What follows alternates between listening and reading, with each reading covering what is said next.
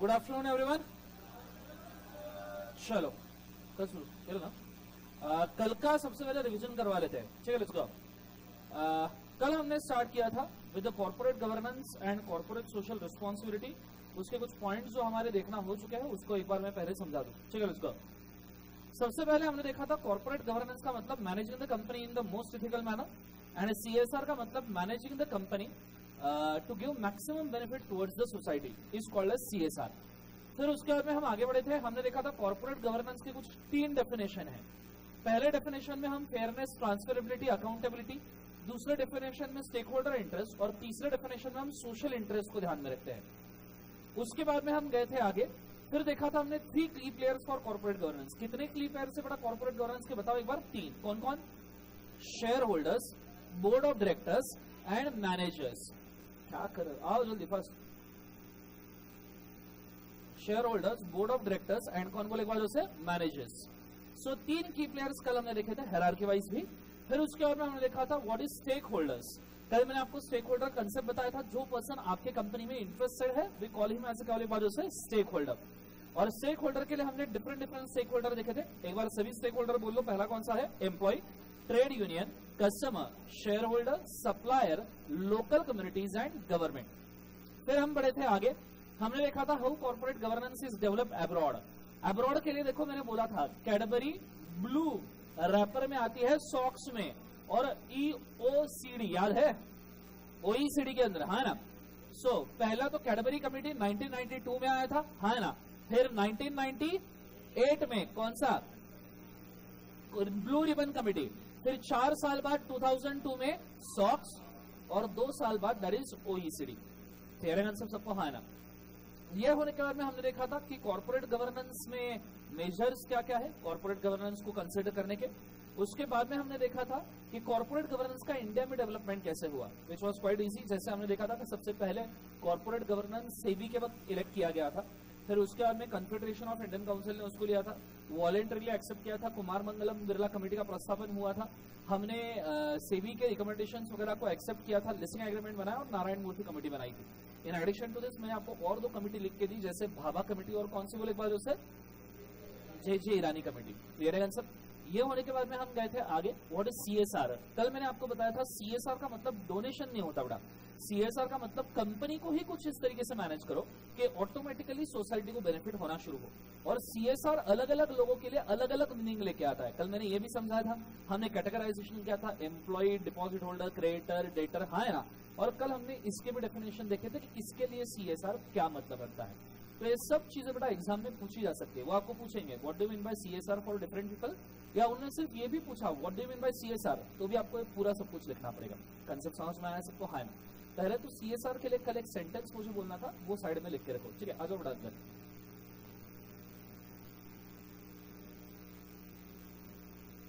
ठीक है, एक सेंटेंस में बोलूंगा, वो सेंटेंस मेरे पीछे रिपीट करना, फिर लिखना। ठीक है, मेरे पीछे बोलना। CSR not just only means giving donations to the society. It also means managing the company in most efficient manner to develop the society. Clear answer सबको? है ना? तो ये चीज को याद रखना। तो लिखना साइड में same sentence. CSR not only means CSR not only means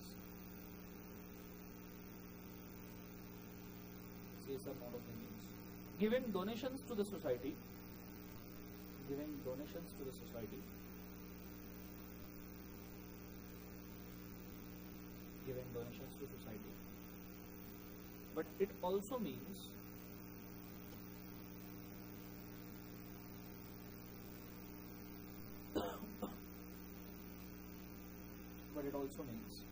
managing the company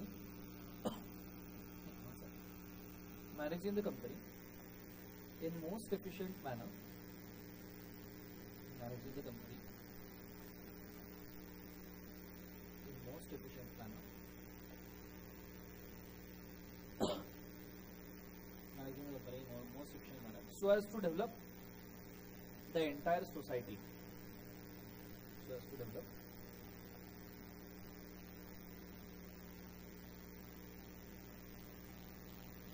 entire society.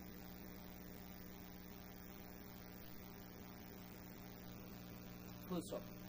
अब देखो CSR अलग अलग पर्सन के लिए अलग अलग मीनिंग कैसे लेके आता है, इसका मैं आपको एक छोटा सा उदाहरण दे दूं तो आपको बेटा समझ में आना शुरू हो जाएगा। ठीक है, लेट्स गो। हैव यू बेटा ever heard about foreign institutional investments, FII? क्या होता है बेटा ये? FII मतलब क्या होता है, बोलो। हाँ वो मालूम है निकम्मे, मेरे को मीनिंग नहीं चाहिए, मेरे को लॉन्ग फॉर्म नहीं चाहिए, मेरे को मीनिंग बताओ। What is FII? फॉरेन की कंपनीज इंडिया में इंस्टीट्यूशनलाइज इन्वेस्टमेंट करते हैं अलग अलग सेक्टर में। अब देखो कोई भी कंपनी जब बिजनेस करती है ना तो CSR ऑटोमेटिकली होता है। कैसे?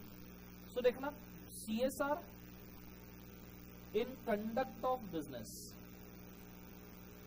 CSR इन कंडक्ट ऑफ के वजह से बिजनेस, बिजनेस के ही कंडक्ट में CSR कैसा शुरू हो जाएगा, तो जरा बोर्ड के ऊपर ध्यान देना। सबसे पहली चीज, कोई भी ऑर्गेनाइजेशन जब बिजनेस शुरू करती है, और बिजनेस आप शुरू करो कौन से भी फॉर्म में, in any form, doesn't matter. So जब आप बिजनेस शुरू करते हो और बिजनेस आप शुरू करते हो इन एनी फॉर्म, तो ऐसे सिचुएशन में सबसे पहले तो आप इंडिया के GDP में कंट्रीब्यूट करते हो। इंडिया के काय में कंट्रीब्यूट करते हो, एक बार उसे GDP, ग्रॉस डोमेस्टिक प्रोडक्ट में कंट्रीब्यूट करते हो, सो दैट इंडिया को इनकम अवेलेबल होता है। दूसरी बात, आपकी जो कंपनी है in addition to this local competition को बढ़ाता है, लोकल कॉम्पिटिशन को बढ़ाता है। और हमने कल ही देखा था कॉम्पिटिशन बढ़ना अच्छी बात है या बुरी बात है? अच्छी बात है। इससे बेटर क्वालिटी प्रोडक्ट बनते हैं at the lowest of the price. कई बार अगर बड़ी इंडस्ट्री एकदम सेटअप हुई तो बड़ा नेशनल कंपटीशन को भी बढ़ा सकता है। कौन से कंपटीशन को बढ़ा सकता है वाली बात उससे? नेशनल। जैसे आपने जियो के केस में देखा, जियो एकदम बड़ी इंडस्ट्री सेटअप हुई तो नेशनल कंपटीशन बढ़ी। देखो आप पहले 1-1 GB के लिए 250 रुपए दिया करते थे, आज आपको 30 GB मिलता है एवरीडे 1 GB, और आप 300 रुपए के अंदर पूरे 30 GB यूज कर रहे हो। उसके ऊपर वॉइस कॉलिंग वगैरह आपको फ्री कर दिया। देखो मतलब ऑटोमेटिकली प्राइस कम हुआ। हाँ थोड़ा बहुत जियो में क्वालिटी में कॉम्प्रोमाइज करना पड़ता है, बट इट्स फाइन कि 300 रुपीज में अगर आपको इतना सारा GB यूज करने के लिए मिल रहा है तो ऑब्वियसली आपका लाइफस्टाइल चेंज हो जाता है। आप सोचो जियो के पहले आप कभी वीडियो स्ट्रीमिंग करने के बारे में सोचते भी नहीं थे, जहां वाईफाई मिला वहां पे जाके लटक जाते थे, लेकिन अभी आप वाईफाई को नहीं लटकते हो, आप इधर उधर घूमते हो और जियो से डाउनलोड करते हो। बोलो हाँ है ना? It is only a competition which is making it more fair. Answer, ये भी सोशल डेवलपमेंट ही तो है। ये सोशल डेवलपमेंट नहीं है, ये बोलना भी गलत होगा, बिकॉज जियो ने लोगों के लाइफ का तरीका चेंज कर दिया। जियो ने लोग किस तरीके से सोचते हैं, क्या काम करते हैं, उसका ही तरीका चेंज कर दिया। So that is also called as social development. Concept समझ में आ रहा है सबको? हाँ ना? उसके बाद में तीसरी चीज जो कोई भी एंटिटी करती है वो करती है बेटा एम्प्लॉयमेंट जनरेशन। एम्प्लॉयमेंट का बाद उसे जनरेशन। कंसेप्ट समझ में आ रहा है सबको? हाँ ना? जोर से बोलो सर ना। उसके बाद में अगर कोई भी कंपनी अगर आप देखो तो in addition to this government को टैक्सेस पे करती है, और टैक्सेस से गवर्नमेंट का इनकम बढ़ता है। इन एडिशन टू दिस अगर मैं कंसिडर करूं तो टेक्नोलॉजिकल डेवलपमेंट होता है। कौन सा डेवलपमेंट होता है बोले वजह से? Technological development. तो ये सब चीजें नहीं, ये सब चीजें जो है ये नथिंग बट CSR ही है। ये सब CSR है। एम्प्लॉयमेंट जनरेट करना, टेक्नोलॉजिकल डेवलपमेंट करना, लोगों के लाइफ का तरीका चेंज करना है। CSR नहीं तो और क्या है? समझ में आ रहा है सबको? है ना? तो हर कंपनी अगर खुद को अच्छे से भी चला लेना तो CSR बेटा ऑटोमेटिकली होता रहेगा। और फिर CSR जो मेन कंसेप्ट है वो तो हमेशा सबको करना ही है। आपको पता है कंपनीज एक्ट 2013 में कॉर्पोरेट सोशल रिस्पॉन्सिबिलिटी के लिए एक सेक्शन बनाया गया है, section number 135। Accounts of the company chapter के अंदर ये है। ठीक है, आपका जो ऑडिट ऑफ अकाउंट चैप्टर है उसके जस्ट पहले, ये आप ऑडिट में भी पढ़ोगे एक बार फिर से। ठीक है, सो कॉर्पोरेट सोशल रिस्पॉन्सिबिलिटी का सेक्शन नंबर है 135, जिसके अंदर बोला गया है कि कौन से कंपनीज को CSR करना जरूरी है। तो मैं उसको पहले थोड़ा सा डिफाइन कर दूं। CSR shall be mandatorily done by every company having net worth of more than or equal to ₹500 crore. मतलब 500 करोड़ जिस कंपनी का नेटवर्थ है, ऐसी कंपनी या फिर ऐसी कंपनी जिसका turnover more than equal to ₹1000 crore है, जिसका टर्नओवर 1000 करोड़ से ज्यादा है, या फिर कोई ऐसी कंपनी ले लो जिसका net profit is more than equal to 5 crore. ऐसे हर कंपनी को इन तीनों के बीच में और लिखूंगा, मतलब आप एक भी कंडीशन कंप्लाई करो ऐसे हर कंपनी को 2 स्टेप्स उठाने पड़ते हैं। 2 स्टेप, एक बार जोर से बोलो कितने स्टेप, जोर से बोलो कितने स्टेप्स, 2 स्टेप। पूछो कौन से? सबसे पहले तो ऐसे कंपनी को CSR कमेटी का प्रस्तावन करना पड़ेगा। कौन सी कमेटी का प्रस्तावन करना पड़ेगा? CSR committee. एक ऐसी कमेटी बनानी पड़ेगी जो सिर्फ CSR देखती है। जो सिर्फ क्या देखती है? बोले एक बार CSR। और फिर उसके बाद में आपको बेटा CSR का एक्सपेंडिचर करना पड़ेगा। एनीवन नोस कि CSR के ऊपर कितना डोनेशन दिया जाता है एक्सपेंडिचर में? 2% of what do you know? ध्यान देना, it is 2% of average net profit of last 3 full financial years. ठीक है, एक बार सब जन बोलो, क्या बोलना है? 2% of average net profit of last 3 full financial year. इसका मतलब देखो यहां पे डबल कंडीशन आ गई। अगर आपने ऊपर में से कोई एक भी कंडीशन कंप्लाई किया है, ऊपर में से any time one condition you have complied with the same, doesn't matter, doesn't matter. अगर आपका नेट प्रॉफिट कम है, अगर आपका नेट प्रॉफिट कैसा है बोले बात उससे कम है, तो यू कैन गो और you can consider, you can go for CSR committee. और जब आपका नेट प्रॉफिट नहीं है तो आपको CSR एक्सपेंडिचर करने की जरूरत नहीं है। ऐसा नहीं है कि ऊपर की तीनों में से कोई भी कंडीशन कंप्लाई की तो CSR करना ही पड़ेगा। तीनों कंडीशन कंप्लाई करना ये इंटीग्रेट है। आपको CSR तभी करना पड़ेगा जब आपके पास नेट प्रॉफिट होगा। अगर मैं पिछले 3 साल से लॉस कर रहा हूं तो 2% ऑफ नेट लॉस तो लॉस ही आएगा। हाँ, उस केस में वापस मत मांग लेना सोसाइटी से, मेरे को लॉस आया तो मैं डोनेशन वापस मांग रहा हूँ तुमसे ना। क्लियर है? आपने को लॉस आया तो आपको सिर्फ CSR नहीं करना है। ये चीज को आपने थोड़ा सा याद रखना। क्लियर है? कंसेप्ट सबको? हाँ ना? तो ये दोनों चीजें लिख के लिखो। गो for it first. Committee compulsory है, एक्सपेंडिचर नहीं। अगर लॉस होगा तो एक्सपेंडिचर की जरूरत नहीं।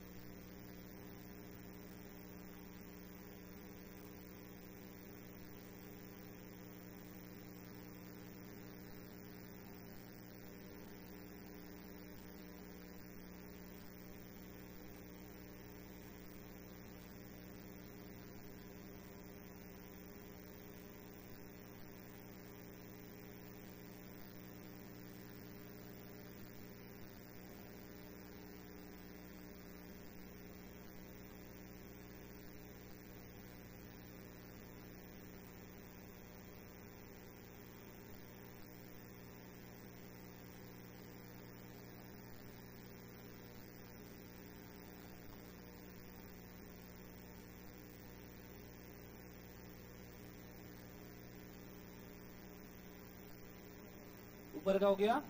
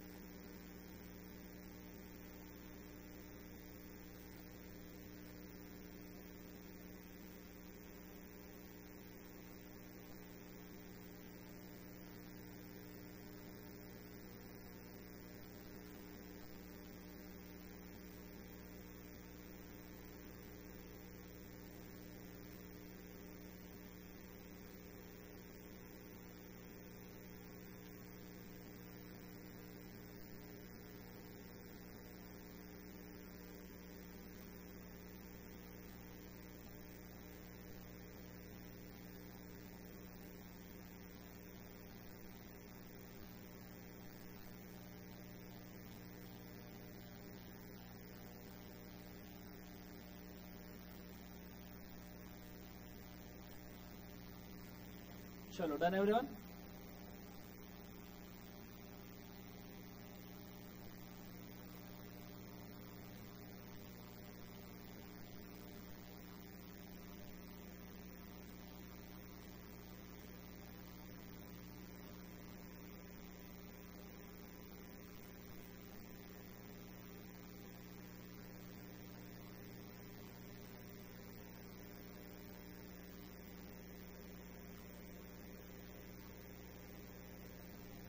चलो लिख लिया बेटा, नीचे एक छोटा सा नोट डालना सो अगर आपको याद रहे कि CSR करना कंपलसरी है क्या। पहले तो एक और काम करो, ये जो 3 कंडीशन है इनके ऊपर कहीं तो ये मार्किंग कर दो क्वालिफाइंग कंडीशंस।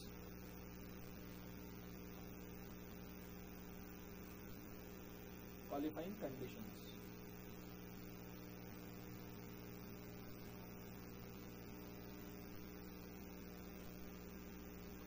कर दिया सबने, हाँ है ना। चलो नीचे लिखा, even if the company complies with the qualifying condition, even if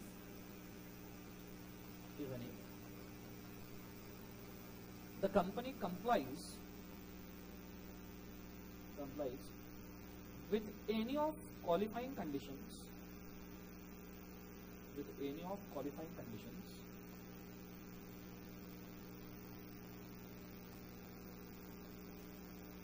it is not compulsory to do expenditure.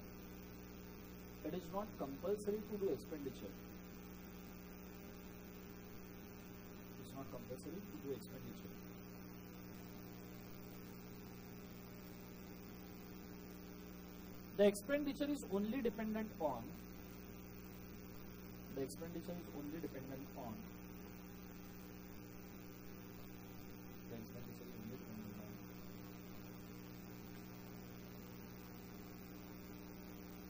the amount of profit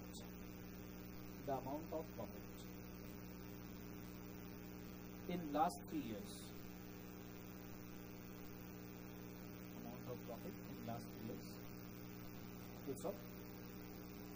But company shall appoint CSR committee.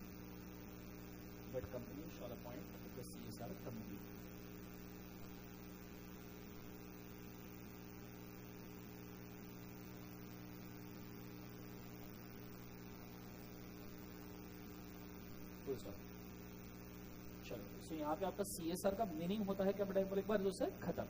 चलो आगे बढ़ते हैं, कॉन्सेंट्रेट करना अच्छे तरीके से। लेट्स गो नेक्स्ट, बोलो बेटा। नहीं नेट प्रॉफिट आफ्टर डिविडेंड नहीं, proper net profit after taxes.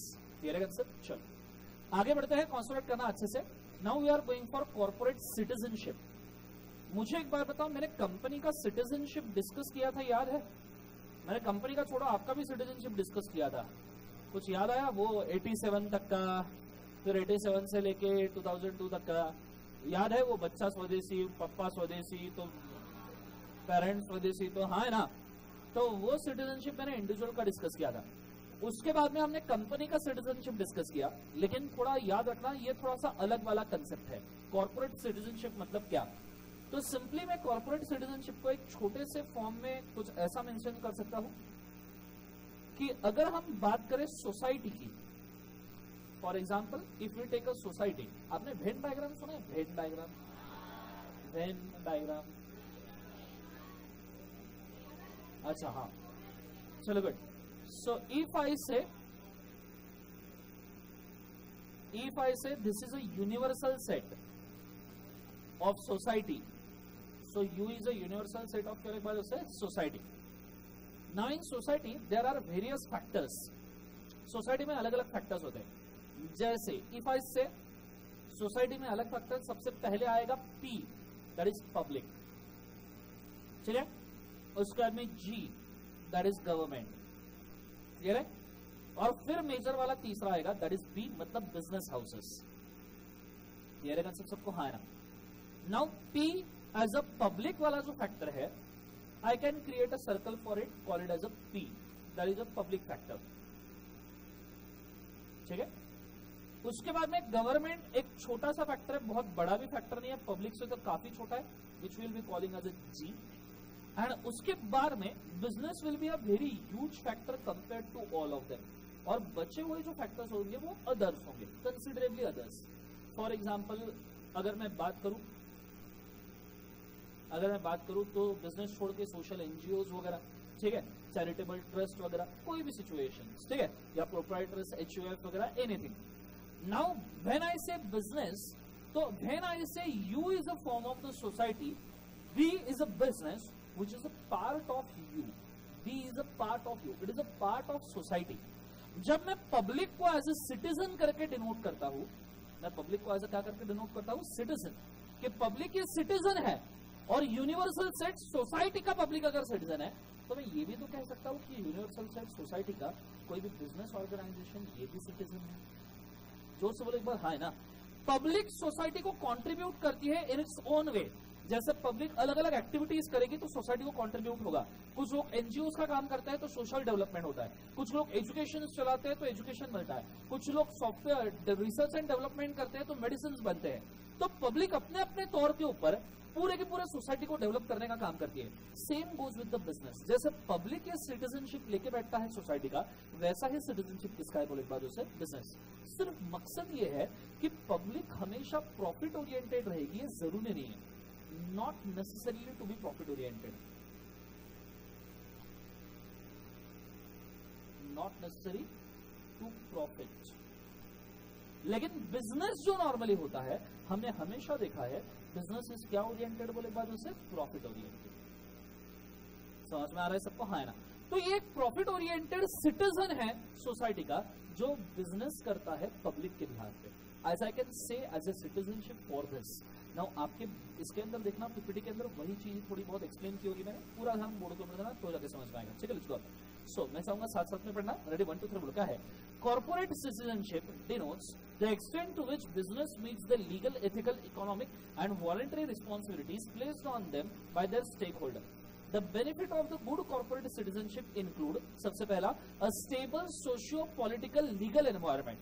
आप अगर प्रॉपर सिटीजन हो, आपने सब कुछ कंप्लाई किया है. देखो जैसे आप अभी इंडिया के सिटीजन हो, भारत का संविधान आपको फ्रीडम का राइट देता है, लेकिन कल आपने फ्रीडम का राइट अब्यूज किया, खून चोरी डकैती करना शुरू किया. वो उसने जैसे किया था कन्हैया ने, भारत तेरे टुकड़े होंगे ब्ला ब्ला ब्ला, हाँ है ना, अजीबोगरीब चीज है. तो उसको जज ने पकड़ा सुप्रीम कोर्ट के और उसको स्ट्रेट वे जज ने ताकीद दी थी. कन्हैया पता है सबको, भारत तेरे टुकड़े होंगे, जेएनयू वाला केस, हाँ है ना. सो सीधा उसका सुप्रीम कोर्ट ने उसको पकड़ा और सुप्रीम कोर्ट ने उसको ये जरूर बोला कि माना तेरे पास फ्रीडम ऑफ स्पीच है, लेकिन फ्रीडम ऑफ स्पीच को अब्यूज इसके बाद में जिंदगी भर मत करना. जिस दिन तू फ्रीडम ऑफ स्पीच को अब्यूज करेगा, हम तुझे ऐसा समझ के इस सोसाइटी से काट डालेंगे जैसे किसी बॉडी को गैंग्रीन होने के बाद हम काट देते हैं बॉडी पार्ट को. तो ये चीज गैंग्रीन हुआ, एक डिसीज होने के बाद कैसे बॉडी पार्ट को काट देना पड़ता है, तो ऐसा हम तुझे काट देंगे इस सोसाइटी से. ऐसा स्टेटमेंट सुप्रीम कोर्ट ने उनको दिया था. And that was also a lady जज who was sitting at the supreme court bench. Concept समझ में आ रहा है सबको, हाँ है ना. तो फ्रीडम ऑफ स्पीच सबको है, लेकिन you shawl use your right wisely, that is called a citizenship. हम कभी जाके ऐसा नहीं बोलते कि भारत तेरे टुकड़े होंगे, जो भी टेररिस्ट है वो एकदम शहीद हो, etcetera etcetera. Because obviously when you live in a country you have to abide by the laws and the rules of the country. कि नहीं भैया ये गलत चीज है, ये मैं नहीं बोलूंगा. माना फ्रीडम ऑफ स्पीच है, लेकिन फ्रीडम ऑफ स्पीच के नीचे अब्यूज नहीं हो सकता. That how it is goes. देखो, a stable socio political legal environment बन सकता है अगर business as enhance the competitive advantage through better corporate reputation and brand image. अगर आप सही तरीके से काम करोगे तो आपको गवर्नमेंट इंटरवेंशन नहीं होंगे, आपका ब्रांड इमेज बढ़ेगा और आपकी इमेज एनहांस होगी. Improved employed recruitment, retention and motivation. अभी देखो ये चीजें अगर आपने देखी होगी तो हमने पढ़ी थी. बिजनेस एथिक्स के हमने एडवांटेजेस देखे थे, कुछ याद आ रहा है बेटा? 10-12 एडवांटेज बिजनेस एथिक्स फॉलो करने के. आप ही ने मेरे को एडवांटेजेस बोले थे, सर एम्प्लॉयज ट्रेन होंगे, टैलेंट रिटेन होगा, ब्रांड इमेज बढ़ेगा, गुडविल बढ़ेगा. फेंके वाला वो सवाल, फेंकू वाला सवाल आया, हाँ है ना, टर्नओवर बढ़ेगा, पब्लिक बढ़ेगी. तो वही एडवांटेज यहाँ पे भी है कि अगर आप सोशल रिस्पॉन्सिबिलिटी बनाते हो तो ऐसे केसेस में these advantage are the same. देखो सेम बोला है, retention, motivation, improve stakeholder relation, more secure environment in which the company operates. Concept समझ में आ रहा है सबको, हाँ है. तो सिंपल कंसेप्ट है कॉर्पोरेट सिटीजनशिप का. सिंपली आप इसको इस तरीके से बोल सकते हो, मेरे पीछे बोलना, a corporate citizen means the business who operates in a society in legal, ethical and economic manner and complying with the rules and the customs of society. समझ में आया? बीच में आपको एक और एग्जांपल देता हूँ, अमेजोन तो पता ही होगा सबको। बीच में अमेजोन के ऊपर ना पायदान आते थे, पायदान पता है, मैट्रेसेस, और उसके ऊपर इंडिया का फ्लैग था। तो बहुत सारे लोगों ने उस वक्त अमेजोन को बॉयकॉट किया था। चलो वो छोड़ो, अभी स्नैपचैट का देखो क्या हुआ। स्नैपचैट के इसमें सीईओ ने क्या बोला, भारत गरीब देश है, उसके बाद में उसकी रेटिंग ही खराब हो गई दुनिया भर के लिए। स्नैपचैट के सीईओ को खुद का स्टेटमेंट वापस लेना पड़ा। बहुत सारे लोगों ने तो जोश जोश में आके स्नैपचैट को छोड़ दिया, स्नैपडील पे जाके कमेंट डाल दिए जिसका कोई लेन देन नहीं था। ठीक है, एक्चुअली हुआ है, मतलब स्नैपचैट रह गया साइड में, स्नैपडील के जाके कमेंट डाल दिए, तुम बहुत गरीब होंगे एक्सेट्रा एक्सेट्रा। स्नैपडील वाले फ्रस्ट्रेट हो गए, हमने क्या किया बोले बीच में, है ना।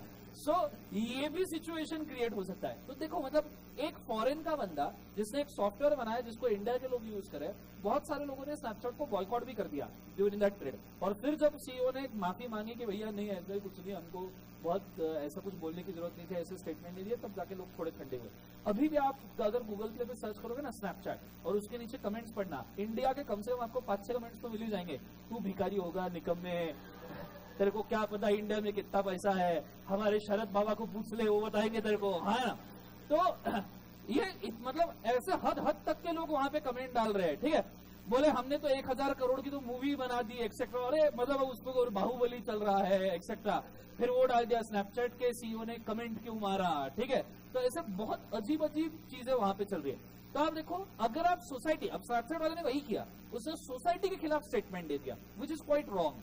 ठीक है, वो तो भी अच्छा कि इंडिया के सिर्फ एक कंट्री के खिलाफ स्टेटमेंट दिया, अगर वो ऐसा बाकी डेवलप कंट्रीज के साथ में करता तो वो शायद बैन ही कर देते। आपको पता है नॉर्थ कोरिया, नॉर्थ कोरिया सुना है, मैंने बताया था इसके पहले। नॉर्थ कोरिया में तो फेसबुक, ट्विटर, स्नैपचैट, वेबसाइट जैसे सोशल साइट्स तो बंद ही है। नॉर्थ कोरिया में सिर्फ एक ही साइट चलती है, उनकी गवर्नमेंट रेगुलेशन की साइट। नॉर्थ कोरिया में एक ही रेडियो चैनल चलता है जिसके ऊपर दिन भर गवर्नमेंट के गाने बजते रहते। नॉर्थ कोरिया का, हाँ गवर्नमेंट के गाने बजते हैं। मतलब उनको बचपन में उनको जो चैप्टर पढ़ाया गया बाल भारती में, आप बचपन में थे ना, बाल भारती पढ़ा होगा आपने, तो आपको कैसे कपिल देव वाला चैप्टर, गांधी जी वाला चैप्टर, पंडित नेहरू वाला चैप्टर, उनके बाल भारती में उनका जो डिक्टेटर है उसके चैप्टर पढ़ाए जाते हैं। और उसमें लिखा है कि जब उनका डिक्टेटर पैदा हुआ था तो आसमान में 2 सूरज थे और सूरज के साथ में 25-30 तारे भी दिख रहे थे। बोले एकदम खूंखार, मतलब कुछ भी नॉनसेंस यूजलेस ऐसी चीजें चलती है। कभी नॉर्थ कोरिया सर्च करना। तो देखो सोसाइटी वाइज आपको टर्न अप होना जरूरी है। अगर आप सोसाइटी के खिलाफ स्टेटमेंट होंगे तो बड़ा डैमेज तो जरूर होगा। That does not shows the citizenship. Idea clear है मैं क्या कह रहा हूँ, है ना। जो बोलो सुनना। चलो, सो ये चीज को थोड़ा सा याद रखा। साइड में जो मैंने वेन डायग्राम ड्रॉ किया है उसको भी आप एक बार ड्रॉ कर लो तो आइडिया क्लियर होगा।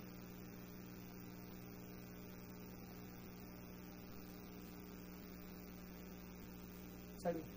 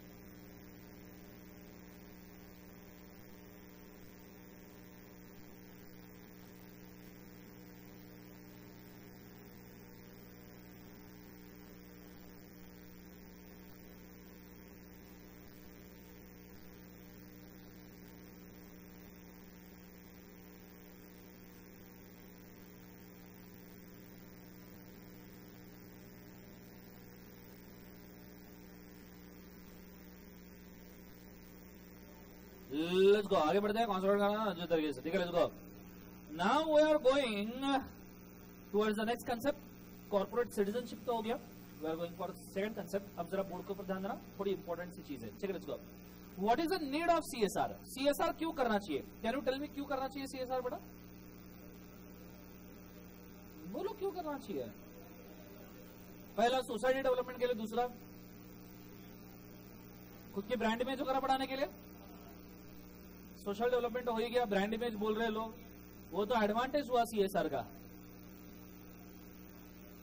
ओके, कितना फेंकने की कैपेसिटी है? थोड़ा टेक्निकली फेंकना जरा, बोलो बेटा।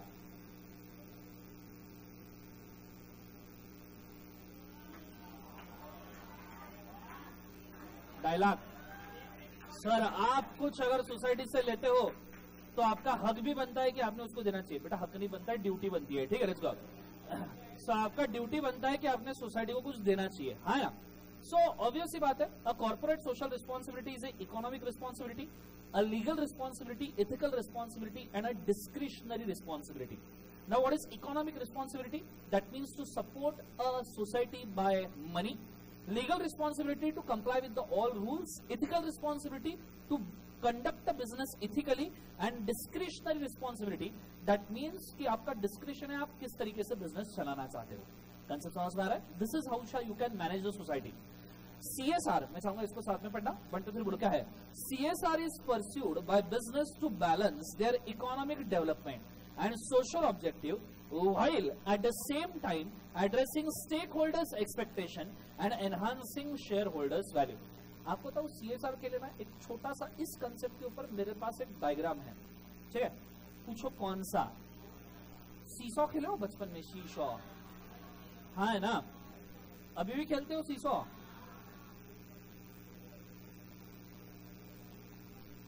समझो शीशो है,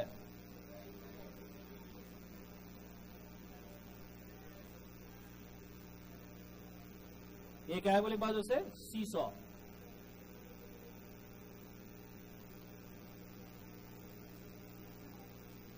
ठीक है, सीट नहीं पकड़ने का है, सीट तो यहां पे है, ठीक है, लेट्स गो। अब समझो सीसॉ के ऊपर आप बैठे हो, मैं नहीं बैठा हूं, मैं सीसॉ पे नहीं बैठता।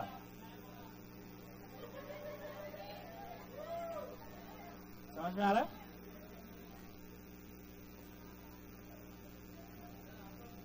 विजय सर नहीं,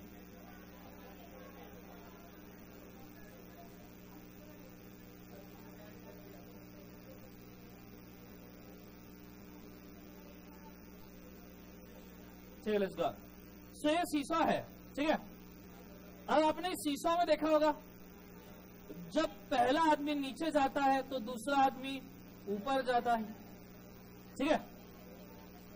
आप इन दो चीजों को कुछ ऐसा मान लो बेटा, ठीक है।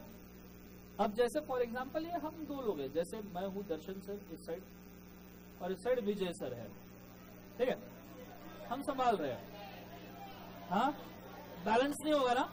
मैंने 5-10 किलो लटका लिया मेरे को ऊपर से, ठीक है, थोड़ा सा बैलेंस दोनों करने के लिए, ठीक है। वैसे है मेरा विजय सर जितना तो हो ही जाएगा, ठीक है। अरे ध्यान दो निकम्मो, ठीक है। अब ऐसे सिचुएशन में आप समझो कि मैं इस साइड हूं, मैं अगर थोड़ा नीचे गया तो विजय सर ऊपर जाएंगे, हाँ ना, विजय सर थोड़े नीचे है तो हम ऊपर जाएंगे, ऐसा, ठीक है। अब ये सेम सिचुएशन है बेटा,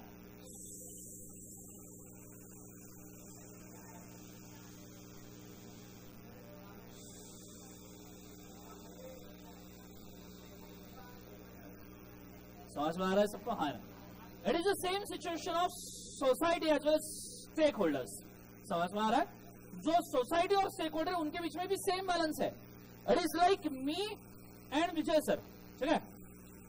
इफ आई कंसिडर, अरे एक आधे को हो जाएगी, चुप बैठो, ठीक है, let's go. So if I consider कि आप जिस वक्त सोसाइटी का पकड़ा भारी करना चाहोगे, आप जिस वक्त किसका पकड़ा भारी करना चाहोगे? सोसाइटी, ठीक है, पूरा ध्यान बोर्ड के ऊपर देना। आप जिस वक्त सोसाइटी का पकड़ा भारी करना चाहोगे, मतलब सोसाइटी को आप पैसा देना चाहोगे भारी कर करके, at that time stakeholders का भरोसा उठता जाएगा। और जब आप स्टेक होल्डर्स को भारी करना चाहोगे पैसा दे देंगे, तो आपका सोसाइटी का भरोसा उठना शुरू हो जाएगा। सो कॉर्पोरेट सोशल रिस्पॉन्सिबिलिटी के अंदर अगर मैं बात करूं तो corporate social responsibility is nothing but a balance. It is nothing but a balance between Darshan sir and Vijay sir. It is nothing but a balance between society and stake. समझ में आ रहा है सबको? हाँ ना. So when you actually achieve such a balance, at that point of time only you can say कि our company is efficiently working. At that point you can say our company is एक बार उसे efficiently working. एक पकड़ा भी थोड़ा इधर उधर हो गया. अब देखो एक्चुअल पूरा परफेक्ट बैलेंस मिलना, इट्स क्वाइट इम्पॉसिबल.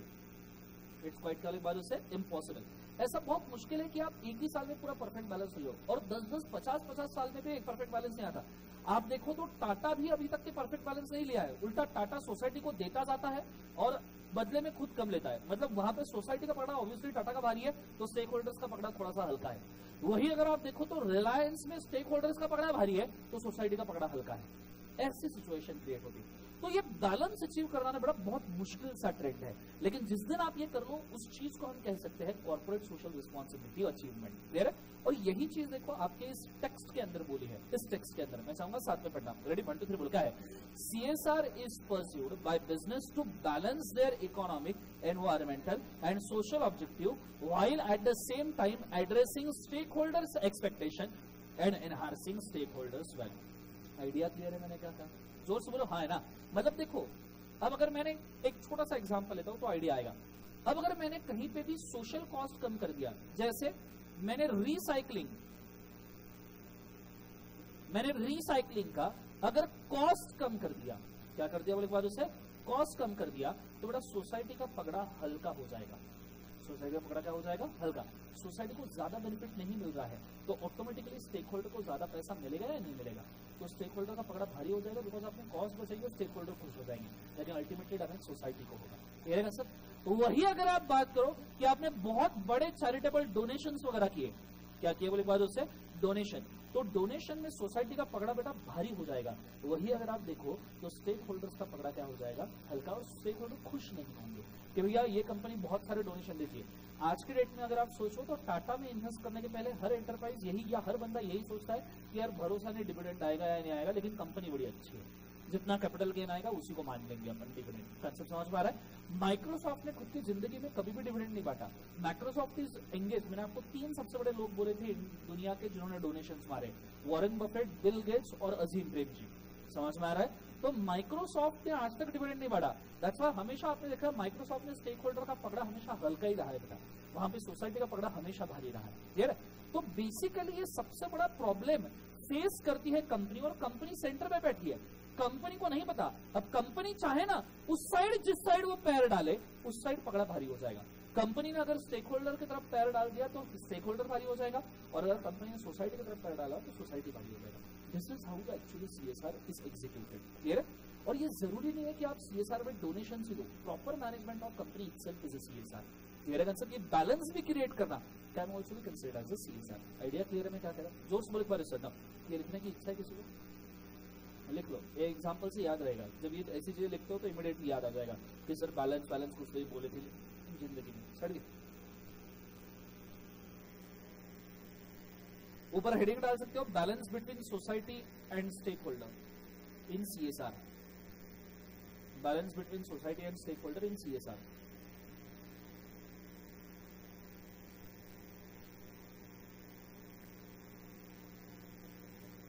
कौन से? रिसाइकलिंग. कितना क्लियर लिखा है?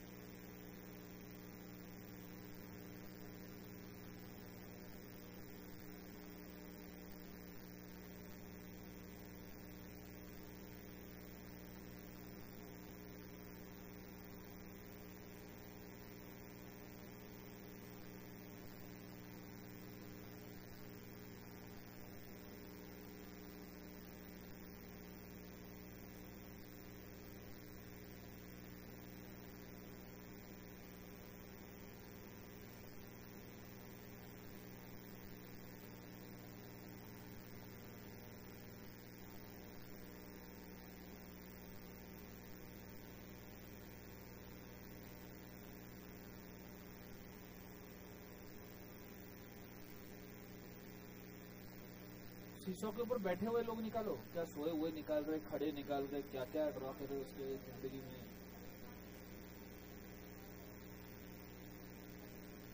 बाप रे, पानी पिलाओ इसको।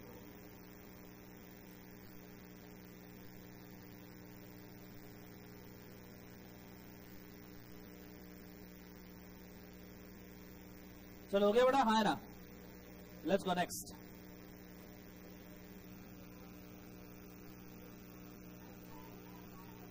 चलो स्टार्ट करें, हाँ है ना, लेट्स गो, स्टार्ट करें, हाँ है ना। ओके, आगे बढ़ते हैं। अब देखो मैंने उस डायग्राम के नीचे छोटा सा टेक्स्ट दिया है, मैं चाहूंगा जरा उस टेक्स्ट के ऊपर जाना। दिस रहा है क्या सबको? दिस रहा है, नहीं दिस रहा है? चलो मार्किंग करना शुरू करो, फिर उठा लो अपने अपने पेन और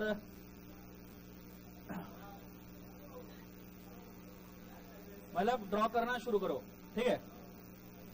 social issue with the business corporates have been concern since 1960 may be divided into 3 category. 3 categories में ये डिवाइड किया जा रहा है। कितने कैटेगरी? 3। सोशल प्रॉब्लम, कौन सा प्रॉब्लम है? सोशल, सोशलिटी के अंदर कितना बड़ा प्रॉब्लम है जिंदगी में। दूसरा, the external impact of regular economic activities. Economic activities का एक्सटर्नल इंपैक्ट किस तरीके से हो रहा है, मतलब जैसे कि आप प्रॉफिट कमा रहे हो और बाहर पोल्यूशन किए जा रहे हो, इट इज एक्सटर्नल इंपैक्ट। आप प्रॉफिट कमा रहे हो और आजू बाजू का एनवायरमेंट डैमेज होता जा रहा है, एक्सटर्नल इंपैक्ट। आप प्रॉफिट कमा रहे हो और जो खेती करने वाले किसान है उनकी जमीनें खत्म होते जा रही है, ये एक एक्सटर्नल इंपैक्ट है ना। नीचे, issues with in a firm and tied up regular economic activities. जो फर्म्स के विद इन इश्यूज होते हैं और रेगुलर इकोनॉमिक एक्टिविटी है, like equal employment opportunity, occupational health and safety and quality of work life and industrial democracy.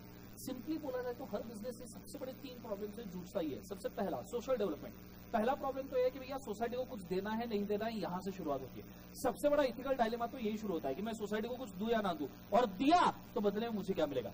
दूसरा problem शुरू होता है कि भैया मैं अगर बिजनेस करूंगा तो बाहर किसको डैमेज होना चाहिए या किसको नहीं होना चाहिए। और फिर तीसरा, इंटरनली आप स्ट्रक्चर किस तरीके से गवर्न करते हो। So simply I can say social development, दूसरा एक्सटर्नल, और तीसरा मैं अगर कह सकता हूं तो इस थर्ड पॉइंट की जगह पे मैं लिखूंगा इंटरनल प्रॉब्लम।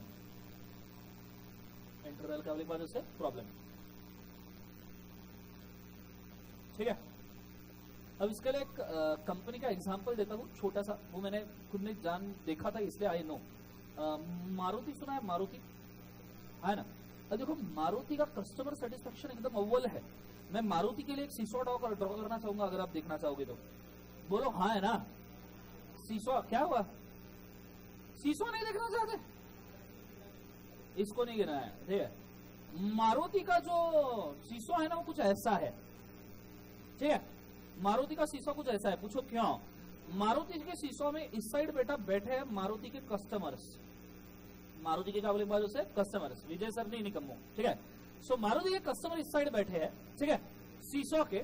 और मारुति का कस्टमर बेस जो है ना, और मारुति का सोसाइटी बेस जो है ना, वो बड़ा हैप्पी है। इंडिया में दूसरी कोई कार इतनी नहीं चलती जितनी मारुति चलती है, बिकॉज इंडिया वाले लोग, आप चाहे कुछ भी बना दो उसको कुछ भी दे दो, लेकिन इंडिया के लोग एक ही सवाल पूछेंगे, बेटा एवरेज कितना देती है ये। समझ में आ रहा है सबको? हाँ ना। आप इंडिया के लोगों को स्पेसशिप बना के दे दो तो कितना देती है ये, है ना। तो ये प्रॉब्लम क्रिएट होता है और मारुति इस चीज को बहुत अच्छे से समझता है। और दूसरे साइड अगर आप मारुति के इंटरनल लोग देखो ना, इंटरनल लोग, तो बेटा मारुति के इंटरनल लोग बड़े फ्रस्ट्रेटेड है। आपको पता है मारुति का मनस्तर में एक प्लांट था, मनस्तर पता है आपको? हाँ ना।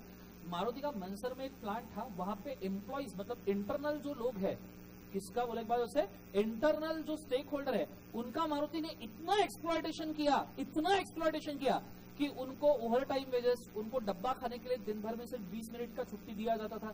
बाकी टाइम उनको पहले जो बसेस प्रोवाइड की जाती थी उनके गांव से पिकअप के लिए और गांव में छोड़ने के लिए, वो सब बसेस बंद करवा दी। अल्टीमेटली वर्कर इतने फ्रस्ट्रेट हो गए, वर्कर ने स्ट्राइक किया और जब उनकी मांगे मानी नहीं गई, उन्होंने मारुति के प्लांट को जला दिया। और मारुति के प्लांट को जलाते जलाते जो प्लांट हेड था उसको रूम में लॉक करके उसके पैर तोड़ के उसको भी जला दिया। कंसेप्ट समझ में आ रहा है? मनसर के प्लांट में बहुत बड़ा केस हुआ था, बहुत गंदा सा। अब आप देखो ये सेम चीज, ये CSR है, इसी चीज ने आपने जहां बैलेंस खत्म किया बेटा आप गए।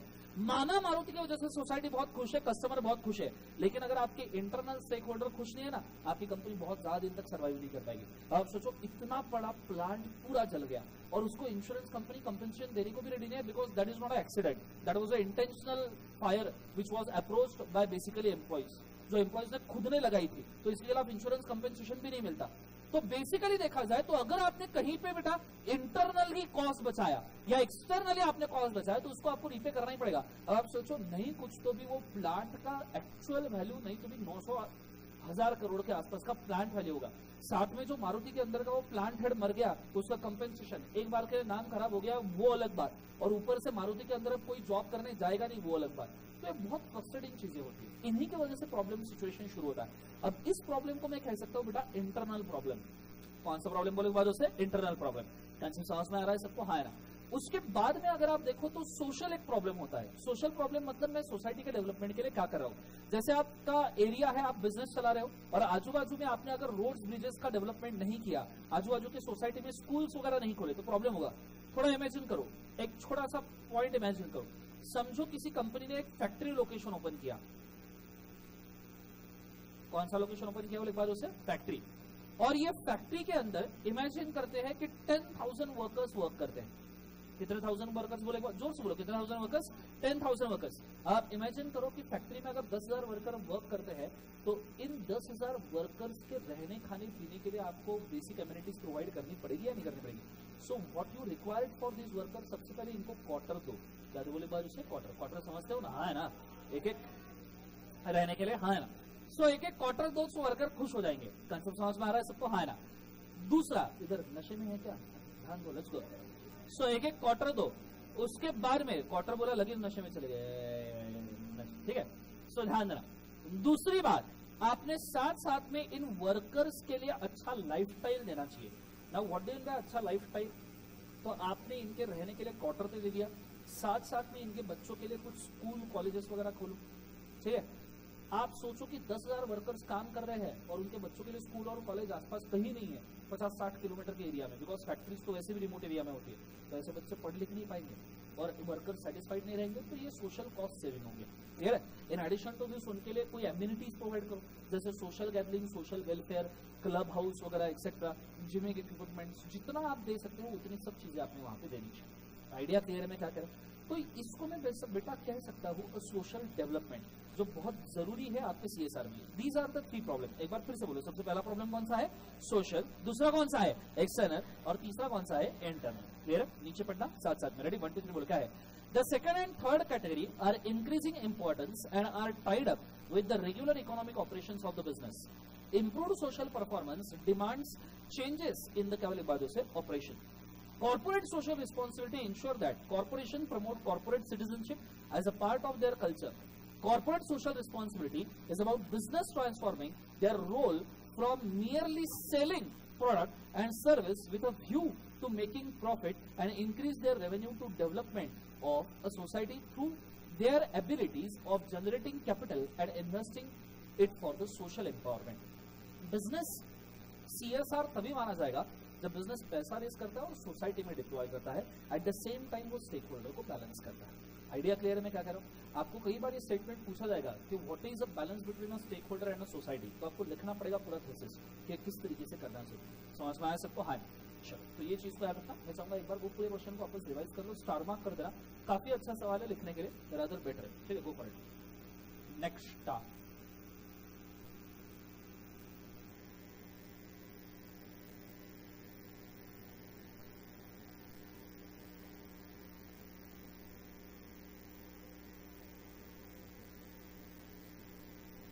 एक्स्ट्रा पे भी नहीं किया ना, प्रॉब्लम वही था। बस भी नहीं दिया, कन्वेंस भी दिया, उनके लिए जो छुट्टियां थी मारुति के वर्कर्स की वो भी कम करवा दी, जो दिन में 1 घंटे की खाना खाने की छुट्टी मिलती थी वो भी रिड्यूस करके 20 मिनट्स की करवा दी। ऐसा बहुत भयानक हाल किए थे उन्होंने, ठीक है। ऐसे ही थोड़े ना वर्कर्स जलाएंगे, वर्कर को भी तो जॉब चाहिए, उनको अगर पैसा मिल रहा है तो खुश रहेंगे, नहीं मिल रहा है तो ऑब्वियसली फ्रस्ट्रेट होंगे। चलो आगे बढ़ते हैं बेटा, कॉन्सेंट्रेट करना अच्छे तरीके से, let's go. Now we are going for the next चीज। मैं चाहूंगा साथ साथ में सेंटेंस पढ़ना, रेडी, 1 2 3 बोलो क्या है। Set the common corporate social responsibility policies for business organisation. Business organisation normally कौन से पॉलिसीज फॉलो करता है सीएसआर के लिए? अब नॉर्मल रीडिंग मटेरियल है, आप ये खुद भी बोल सकते हो, ठीक है। मुझे एक बात बताओ, what are normal CSR policy? क्या क्या कर सकते हो बेटा आप सीएसआर के नाम पे? क्या क्या कर सकते हो? डोनेशंस दो, ये तो है ही। बेटर क्वालिटी प्रोडक्ट प्रोड्यूस करो, ये भी है। और एजुकेशन को प्रमोट करो, ये भी है, ठीक है। उसके बाद में एम्प्लॉयमेंट जनरेशन, क्या सुना है जरा? इको फ्रेंडली टेक्निक्स यूज करो, रिसाइकलिंग करो, एनवायरमेंट में पोल्यूशन ना करो, ये सभी चीजें सीएसआर में काउंट की जाएगी। तो देखो, कॉमन सीएसआर पॉलिसी साथ साथ में अभी आप फेंक भी सकते हो, ठीक है, साथ में। सबसे पहले ये चीज पढ़ना राइट साइड की, रेडी? 1 2 3 बोल है, corporate social responsibility refers to operating a business in a manner that accounts for the social and environmental impact created by क्या लिखा से बिजनेस। उसके अंदर includes point number 1, adoption of internal control reform in the wake of Enron and other accounting scandal। Enron ये एक US में हुआ scandal है। अब मैंने उसको एक छोटा सा ब्रीफ यहां पर देता हूं। एनरॉन में एक अकाउंटिंग स्कैंडल किया गया था, जिसके अंदर अकाउंटिंग ट्रीटमेंट के हिसाब से आपके कंपनी ने सोशल कॉस्ट दिखाया जा रहा था, लेकिन इनकर कम किया था, और जितना सोशल कॉस्ट दिखाया गया था वो सभी डायरेक्टर खींच के लेके गए थे। That is the Enron scandal, which is quite wrong. दूसरा, साथ साथ में रेडी 1 2 3 बोल है, commitment to diversity in hiring employee and barring discrimination. जैसे एम्प्लॉयमेंट जनरेशन हमने बोला था, और डिस्क्रिमिनेशन बार करो। तीसरा, management teams that view employees as assets rather than क्या कॉस्ट। चौथा, high performance workplace that integrates the views of the employees into decision making process। अगला, adoption of operating policies that exceeds compliance with the social and environmental laws। और सबसे आखिरी, advance resource productivity focused on the use of natural resource in the more productive, efficient and profitable fashion। आप ऐसा नहीं है कि आप इतना ही लिखो, इसके एडिशन में भी आप लिख सकते हो, produce eco friendly environment, go on recycling, चाहिए तो ऐड करो, 4-5 ऐड करो जो मैं बोलता हूं। पहला, create eco friendly environment, create eco friendly environment.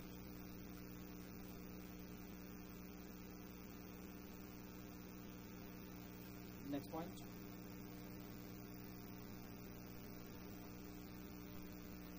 use a recycling techniques, use recycling techniques।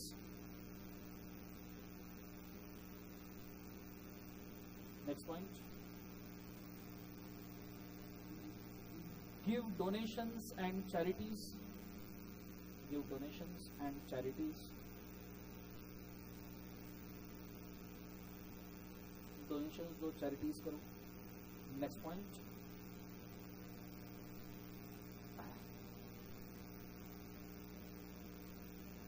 create a social welfare, create a social welfare for existing workers,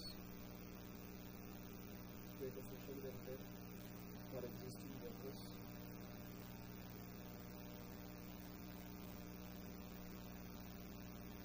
class सबने हाँ ना,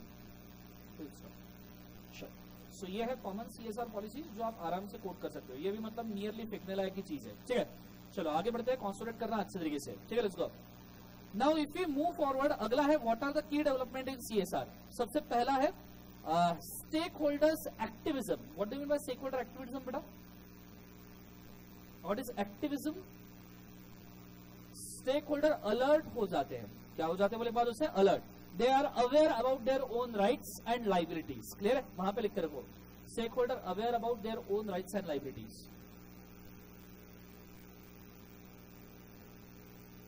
about own rights and liabilities. दूसरा, proliferation. प्रोलिफरेशन मतलब, proliferation सुना है? Proliferation मतलब अंकुरण होना। अंकुरण होना सुना है? अंकुरण होना मतलब बीज अंकुरित होता है, ठीक है। उसको क्या कहते हैं? प्लोरिफरेशन। क्या कहते हैं बोले बाद से? प्रोलिफरेशन। जोर से बोला, क्या बोलना है? प्रोलिफरेशन। Clear concept? जैसे इजाद होना। इजाद होना सुना है? सुना है जिंदगी में, क्या मालूम। इवॉल्व नहीं बोल सकते। प्रोड्यूस होना। प्रोड्यूस होना कह सकते हैं, दैट इज प्रोलिफरेशन। जैसे बीज अंकुरित होता है, बीज झाड़ में प्रोड्यूस होता है, ठीक है। तो जब आप CSR करते हो तो आपके कंपनी में नए नए कोड्स अंकुरित होते हैं, ठीक है। आपके कंपनी में नए नए स्टैंडर्ड्स अंकुरित होते हैं, तो आपके कंपनी में नए नए इंडिकेटर्स अंकुरित होते हैं, आपके कंपनी में नए नए गाइडलाइंस अंकुरित होते हैं। कंसेप्ट समझ में आ रहा है सबको? हाँ ना। अंकुरित मतलब प्रोड्यूस होते हैं, नई नई चीजें, लॉज, रिस्पॉन्सिबिलिटीज आप अंकुरित करते हो। तो ये कंसेप्ट सबको, तो लिखो वहां पे अंकुरित होना। जैसे एक छोटे से सीड से कैसे एक बड़े पेड़ का अंकुरण निकलता है, वैसा। हाँ, मशरूमिंग ये नहीं सुना मैंने। ग्रोथ अलग बात है, ये इजाद होना है, अंकुरित होना है, ठीक है। लेट्स गो। क्या तुम्हारा क्या ट्रिटी है क्या? एक सोएगी दूसरी जागेगी, दूसरी सोएगी तो एक जागेगी, क्या चल क्या रहा है जिंदगी में? ठीक है, अगला वाला थर्ड पॉइंट, रेडी? साथ साथ में 1 2 3 बोलो। क्या है? Accountability throughout value chain. बड़ा what do mean by value chain? जितने लोगों को आप स्टेक होल्डर में इंटरेस्ट बांट रहे हो, पैसा बांट रहे हो, उनमें अकाउंटेबिलिटी डालो, रिस्पॉन्सिबिलिटी डालो। फॉर एग्जाम्पल, अगर आप क्रेडिटर को पैसा दे रहे हो, आप क्रेडिटर को क्या दे रहे हो? पैसा, तो एक्सपेक्ट करो कि आपको क्वालिटी प्रोडक्ट दे, वो पोल्यूशन कम करे या वो और अच्छी चीजें करे जो सोसाइटी के लिए, डेवलपमेंट के लिए जरूरी है। अगर आप डिबेंचर होल्डर्स को इंटरेस्ट दे रहे हो तो साथ में याद रखना कि उन्होंने फाइनेंस प्रॉपर चीज के लिए ही करना चाहिए। क्लियर है सबको? हाँ ना। सो वैल्यू चेन क्रिएट करो आपके बेसिक अकाउंटेबिलिटी या रिस्पॉन्सिबिलिटी के फॉर्म में। नीचे ट्रांसपेरेंसी एंड रिपोर्टिंग, आपके रिपोर्टिंग के नेचर में ट्रांसपेरेंट रखो। जैसे आपने हमेशा सुना होगा true and fair view. True and fair view सुना है? खरा और गोरा व्यू, ये सर ना। सो ट्रू एंड फेयर मतलब जो भी चीजें अकाउंटिंग की है वो सब ट्रू एंड फेयर होना चाहिए। Governance, sorry, convergence of CSR and governance agenda. Basic CSR और आप किस तरीके से कंपनी को गवर्न करोगे उसका एजेंडा बनाओ। Growing investor pressure and market based incentives. Normally investors के हिसाब से आप इंसेंटिव्स रिकमेंड करो। इंटरनल लोगों के लिए जैसे आप बोनस देते हो एम्प्लॉइज वगैरह के, वो रिकमेंड करो। एडवांस इन इंफॉर्मेशन टेक्नोलॉजी मतलब टेक्नोलॉजिकल डेवलपमेंट करो। And pressure to quantify CSR return on investment. Normally आप ये भी क्वांटिफाई करो कि आप जितना CSR कर रहे हो उसके ऊपर आपको कोई ना कोई रिटर्न मिल रहे हैं क्या। So these are the basic key development जो CSR के अंदर हुए हैं। अब मैंने ये चीजों को समझाने के लिए आपके बुक में एक बहुत बड़ा थ्योरी दिया है, नेक्स्ट पेज के ऊपर, ताकत से एकदम जोर वाला, है ना। लेकिन अगर वो उतना बड़ा थ्योरी इंस्टीट्यूट को पूछना है तो उसको कम से कम वो सवाल कम से कम 8 मार्क का पूछना पड़ेगा, जो इंस्टीट्यूट कर नहीं सकती। क्लियर है? तो इंस्टीट्यूट आपको सवाल कितने मार्क का पूछेगी? 4। तो आपने बस इतने पॉइंट्स 8 लिख के आना है, इसको एक्सप्लेन करने की जरूरत नहीं है। आइडिया क्लियर है कंसेप्ट सबको? हाँ ना। बस ये 8 वर्डिंग्स लिख के आना, इसको एक्सप्लेन नहीं करना है। वो मैंने सिर्फ नॉलेज पॉइंट ऑफ व्यू देके रखा है कि कभी आपको कंसेप्ट नहीं समझ में आए तो क्या कर रहा है, तो उसके साइड में लिख के रखो। When question is asked, when question is asked for 4 marks, when question is asked for 4 marks, write only headings of these points. Write only headings of these points and not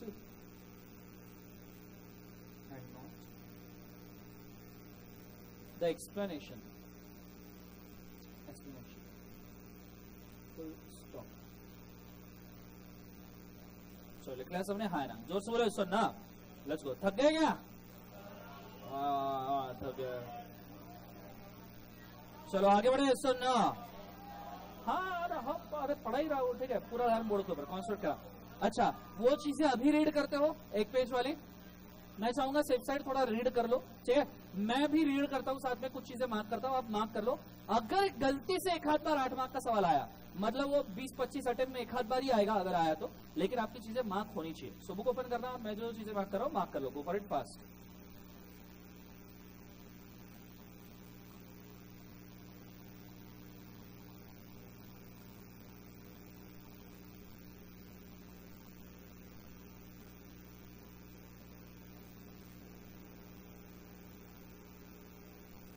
चल let's go.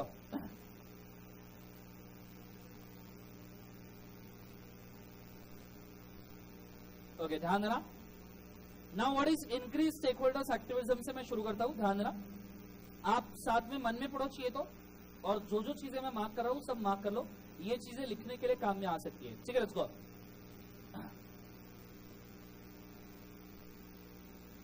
Companies commitment to ethical social responsible behaviour, पहली चीज। दूसरा,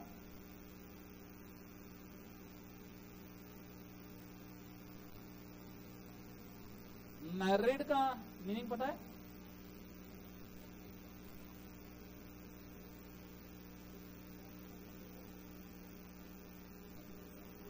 married मतलब वो शादी वाला married नहीं हुई है।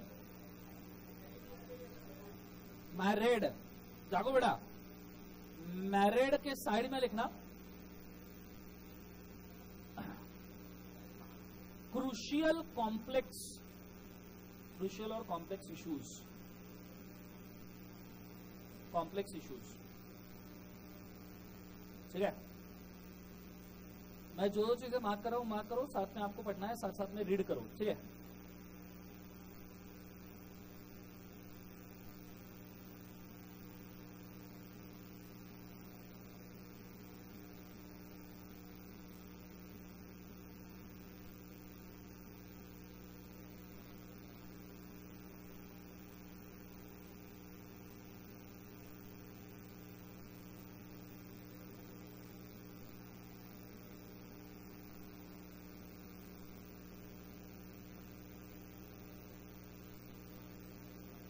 ठीक है। प्रोलिफरेशन के साइड में छोटा सा नोट डालना, the increasing accounting scandals, proliferation के साइड में नोट डालना, the increasing accounting scandals, the increasing accounting scandal creates the need, the increase in accounting scandals creates the need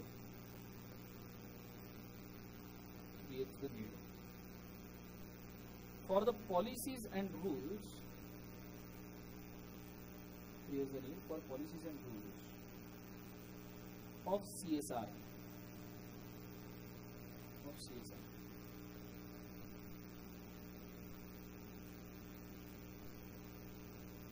ठीक है। अगले इसमें इस चीज को अंडरलाइन करना,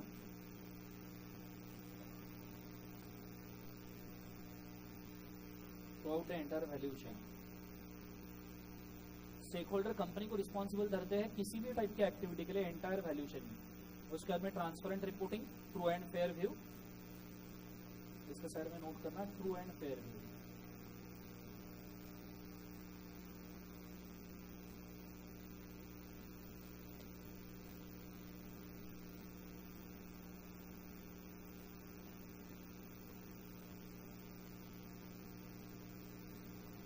उसके अंदर companies are expected to provide access to information on impact of their operation to engage stake holder in meaningful dialogue about the issue concern that are relevant to either party and to responsive to particular concern not covered in that standards of reporting और communication practice. मतलब companies ने जो चीजें annual reporting में नहीं बोली है, उन्होंने ट्राई करना है कि ये चीजें वो शेयर होल्डर्स को ऐसे ही ओरली बोल दे।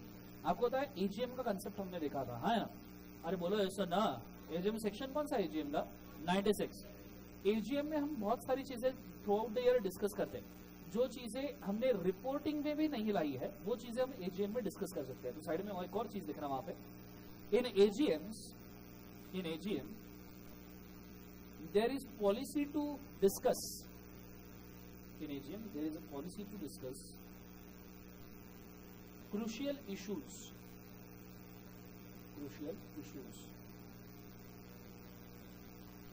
which are not covered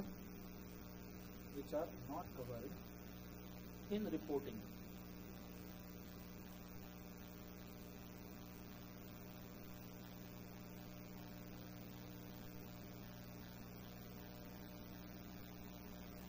क्या चल रहा है जिंदगी में? ठीक है, let's go.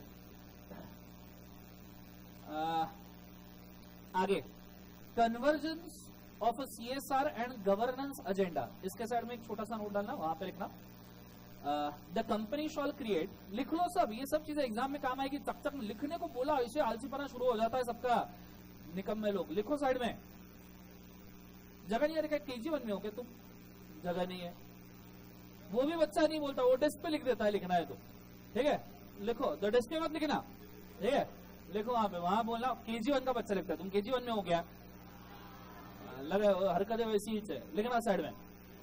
Every company shawl create a CSR agenda, every company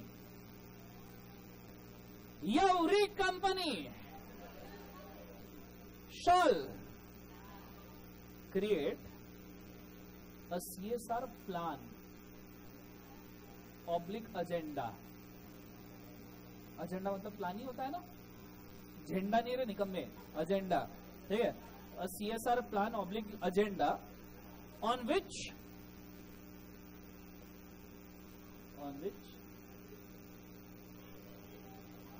क्या हो रहा है, क्या कान में कुछ घुस गया क्या तुम्हारा? On which it shall act, झंडा साइन क्या चल रहा है तुम्हें? On which it shall act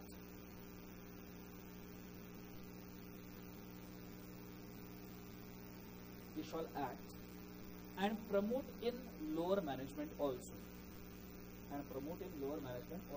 full stop.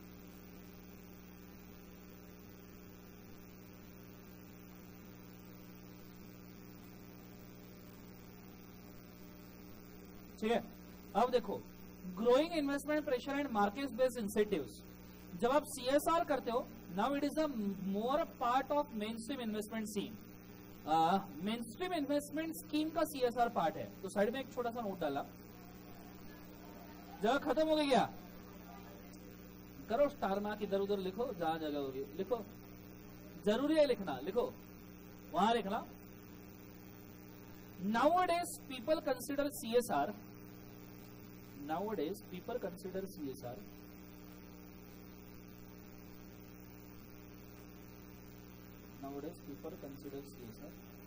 as an investment,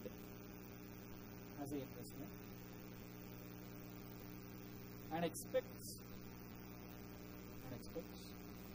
returns on the same, उसके बाद रिटर्न भी एक्सपेक्ट करते हैं। वो पहले वाली जो कहावत थी, नेकी कर दरिया में डाल, नेकी कर दरिया में डाल, नहीं सुना कि अच्छी चीजें कर और उसको भूल जा, ये अभी वो नहीं चलता, अभी ऐसा नेकी कर और फेसबुक पे डाल, कंसेप्ट समझ में आ रहा है सबको? हाँ ना, तो वो चीजें गलत है, समझ में आ रहा है सबको? हाँ ना, बट स्टिल ठीक है, उसको इन्वेस्टमेंट कंसिडर किया जाता है। अगला एडवांस इन इंफॉर्मेशन टेक्नोलॉजी, ये तो आपको बोलने की जरूरत ही नहीं है, तुम तो इसमें एक्सपर्ट लोग होगे एकदम, हाँ ना। उसके बाद में pressure to quantify return on का बाद उससे इन्वेस्टमेंट, ठीक है, आपने कितना CSR में इन्वेस्ट किया और कितना आपको वापस मिला, ये भी क्वांटिफाई करना जरूरी है। क्लियर है कंसेप्ट सबको? हाँ ना। इसको CSR अकाउंटिंग बोला जाता है बेटा, क्या बोला जाता है? CSR accounting. आपको पता है आज के डेट में इसका बाकायदा क्वांटिफिकेशन चल रहा है कि अगर किसी कंपनी ने गार्डन बनाया तो गार्डन के माध्यम से कंपनी को कितना रिस्पॉन्स मिलता है, और कंपनी उस टाइप के ही CSR में जा रही है। जैसे अगर मैं बोलूं तो कोई सेलफोन कंपनी है या कोई इंटरनेट कंपनी है जो यूथ में कुछ ना कुछ प्रमोशन करना चाहती है, वो बाकायदा गार्डन ही बनाएगी जहां पे मैक्सिमम यूथ अट्रैक्ट होता है, या वो शॉपिंग मॉल वगैरह के आसपास CSR करेगी जहां पे यूथ अट्रैक्ट होता है। तो इससे क्या होता है, अब गार्डन में तो यूथ जाता ही है, तुमको पता है कहाँ कहाँ, पेड़ के पीछे, इधर उधर देखा होता तुमने, हाँ तुम गए होंगे कभी जिंदगी में, मेरा कोई संबंध ही नहीं है, कोई एक्सपीरियंस नहीं है। तो जब ऐसा होता है कि तुम जब गार्डन वगैरह में जाते हो तो आप गार्डन का नाम देख के जाते हो।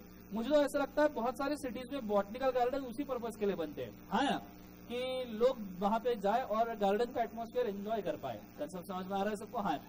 तो ये चीजें अल्टीमेटली CSR में मायने रखती है, ये कंसेप्ट। अब आप इमेजिन करो कि गार्डन में अगर आपने एडवर्टीजमेंट लगा दिए सोशल नेटवर्किंग या सोशल चीजों के, सोशल नेटवर्किंग साइट जो यूथ को अट्रैक्ट करते हैं, जैसे मंत्रा वगैरह के एडवर्टीजमेंट्स, अमेजॉन वगैरह के एडवर्टीजमेंट्स, तो इसका असर बहुत तगड़ा होगा। असर क्या होगा बोले बाद उसे? तगड़ा नीचे।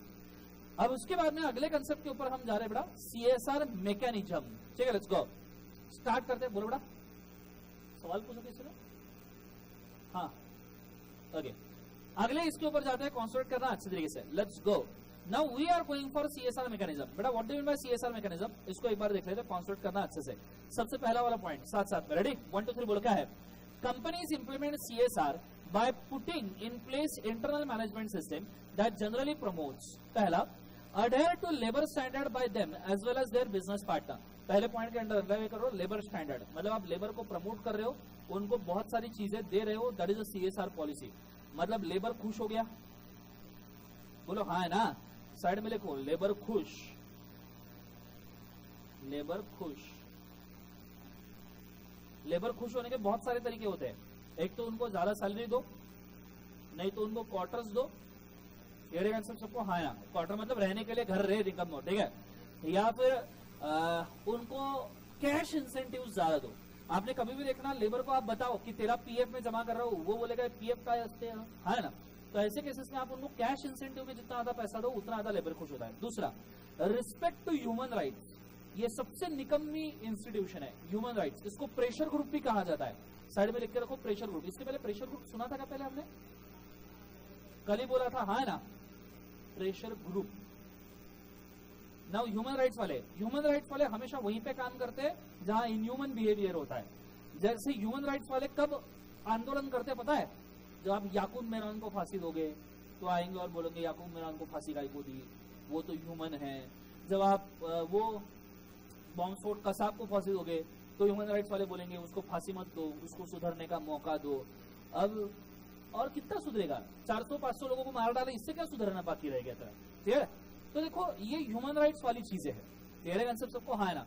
मतलब ये बहुत खतरनाक वाली सिचुएशन है. अभी तो भी वो ठीक है, निर्भया वाले केस में 4 लोगों को फांसी डिक्लेयर हुई, वो भी कितने दिनों बाद डिक्लेयर हुई, इमेजिन करो. 4 साल लग गए उनको डिसाइड करते करते कि ये लोग कल्प्रिट है या नहीं. तो इसके खिलाफ बेटा ह्यूमन राइट्स वाले ही आते हैं. अब उसमें भी एक बंदा आई गेस माइनर था निर्भया वाले केस में. ह्यूमन राइट्स वाले पीछे पड़े थे कि इसको छोड़ दो, इसको सिलाई मशीन दो, उसको छोड़ भी दिया सिलाई मशीन वगैरह दे देके. मतलब ये हद हो गई. माइनर तो इसका मतलब क्या, उसको छोड़ दे. अक्ल नहीं उसको, दिमाग नहीं उसको. रिमांड होम में रख देना चाहिए था, फटके मार मार के सीधा करना चाहिए था. 18 साल का होने के बाद में जेल में डाल देना चाहिए था. ऑटोमेटिकली सब चीजें समझ में आती थी. लेकिन है आगे, protection of the local and global environment. Global warming से बचो. ग्लोबल वार्मिंग सुना है हमने? याद आया वो अर्थ वाला डायग्राम, है ना. उसके बाद में reduce a negative impact on operating conflict zone. What do you know conflict zone बेटा? जहां झगड़े हो सकते हैं. ठीक है. जैसे अब मारुति का उनके लेबर से झगड़ा हो सकता है तो उसमें नेगेटिव इंपैक्ट को रोको. अगला, अवॉइड ब्राइबरी. घूस देना बंद करो, करप्शन करना बंद करो. लेकिन ये नेक्स्ट टू इम्पॉसिबल टास्क है. इंडिया में अभी थोड़ा करप्शन कम हो रहा है बीजेपी सरकार आने के बाद में. आपको शायद पता नहीं होगा, उत्तर प्रदेश में अभी बीजेपी की सरकार आई ना, बोलो हाँ है ना, ठीक है, योगी बाबा की. उसके अंदर मैंने एक ये देखा, इंटरव्यू नहीं, एक प्रेस कॉन्फ्रेंस देखा, जरा सीरियसली सुनना. उसके अंदर वो गोयल, पीयूष गोयल, उसका एक कॉन्फ्रेंस था. आपको यकीन नहीं होगा उसने किस एंगल से उनको झाड़ा है. उत्तर प्रदेश में इलेक्ट्रिसिटी के प्रॉब्लम इतने ज्यादा है. पीयूष गोयल बैठा, सबको जमा किया, जितने भी इलेक्ट्रिसिटी बोर्ड के अध्यक्ष उत्तर प्रदेश के, सबको जमा किया, और सबको पीयूष गोयल ने एक चीज बोली. 1 हफ्ते के अंदर चाय तो पिलाए उन्होंने, 1 हफ्ते के अंदर जो लोग अजीबोगरीब हरकतें कर रहे हैं वो एक तो हरकतें बंद करो, नहीं तो बाइज्जत रिजाइन करो, कंपनसेशन वगैरह लेके जो भी बनता है वो निकल लो. 1 हफ्ते के बाद में मुझे इस पूरे एनवायरमेंट में, इलेक्ट्रिसिटी प्रोड्यूस करने वाले एनवायरमेंट में कोई भी तकलीफ दिखी, कोई भी छोटी से छोटी, तो उसके कॉन्सिक्वेंसेस बहुत बुरे होंगे. उसने पहले जाती सी मीटिंग में वार्निंग दिया. फिर उसने बोला हमारा टारगेट है कि उत्तर प्रदेश में 2017 तक के, 2017 नहीं 2019 सितंबर तक के, मुझे हर गांव हर घर के अंदर इलेक्ट्रिसिटी दिखनी चाहिए. आपको जो करना है वो करो, लेकिन मुझे हर गांव हर घर में उत्तर प्रदेश में 2019 सितंबर तक की इलेक्ट्रिसिटी चाहिए, मतलब चाहिए. उन्होंने डेट भी बोला है, किसी का तो भी जयंती है उस दिन, सितंबर 17 के आसपास. उस दिन बोले इलेक्ट्रिसिटी क्या. आपके बर्थडे नहीं पूछा मैं, ठीक है, ध्यान देना. बोले सितंबर 2019 तक के उस जयंती तक मुझे सब गांव इलेक्ट्रिसिटी के अंदर दिखने चाहिए, और जो आपकी हरकतें अभी के अभी बंद कर दो. उसने बाइज्जत बोला, बोले अब तक जो हुआ, आपने कॉन्ट्रैक्ट में पैसे मारे, आपने घूस दी, जो हुआ सब मान्य है. बोले लेकिन इसके बाद में जिसको ऐसी हरकतें करनी है उसने बिल्कुल भी ट्राई मत करना। एक हफ्ते के बाद में मैं खुद आके देखूंगा हर जगह पे कि इलेक्ट्रिसिटी के वर्कआउट्स किस तरीके से चल रहे हैं। कंसेप्ट समझ में आ रहा है? Now this is how you should develop anti bribery and corruption. जब लीड मैनेजमेंट बहुत ताकत में आ जाता है ना कि नहीं भैया ब्राइबरी करप्शन तो मैं होने नहीं दूंगा, तो ऑटोमेटिकली नीचे वाले सब लोगों को फॉलो करना जरूरी हो जाता है। कंसेप्ट समझ में आ रहा है सबको? हाँ ना। सबसे नीचे consumer protection is the last mechanism which you can use for the CSR. Clear है कंसेप्ट सबको? हाँ ना। ये अलग अलग सीएसआर मैकेनिज्म है जो आपने जिंदगी में यूज करने चाहिए। आप इसके ऊपर भी और ऐड कर सकते हो, मुझे बोल सकते हो और क्या मैकेनिज्म आप डाल सकते हो। मैकेनिज्म का मतलब समझो, मैकेनिज्म मतलब आप ऐसी पॉलिसी इंप्लीमेंट करो जिसकी वजह से सोसाइटी को एडवांटेज मिले। और क्या सीएसआर कर सकते हो? Can you tell me? अरे बोलो, ऐसा और क्या कर सकते हो जिससे सोसाइटी को एडवांटेज मिले? मैकेनिज्म बताओ। सेम जो मैंने ऊपर लिखवा के दिए, इको फ्रेंडली प्रैक्टिसेस यूज करो। उसके बाद में आपके रिसाइकलिंग ऑफ वेस्ट, सभी कॉमन चीज आएगी। रिसाइकलिंग ऑफ वेस्ट करना शुरू करो। एजुकेशन सिस्टम आपके लेबर्स के लिए क्रिएट करना शुरू करो। उनको बेटर लाइफस्टाइल देना शुरू करो। समझ में आ रहा है? हाँ, लेबर्स मीटिंग का लेबर्स वगैरह को इंटरनल अफेयर में इन्वॉल्व करो, उनके राइट्स को डैमेज मत करो, ये कह सकते हैं। ठीक है, तो साइड में लिखो मोर सीएसआर मैकेनिज्म्स, और भी ज्यादा की सीएसआर मैकेनिज्म। ठीक है, जैसे चार, अच्छा चैरिटीज, सॉरी मैं अगर 4 कीज क्या बोल रहे हैं क्या बता। ठीक है, सो वहां पे लिखना point number 1, create environment friendly.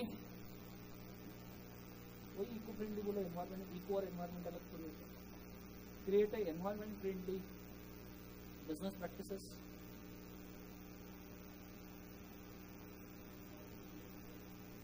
दूसरा environment friendly eco practices. Second वाला recycling of waste.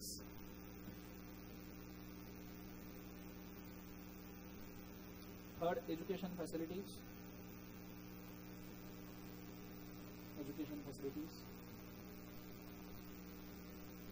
Fourth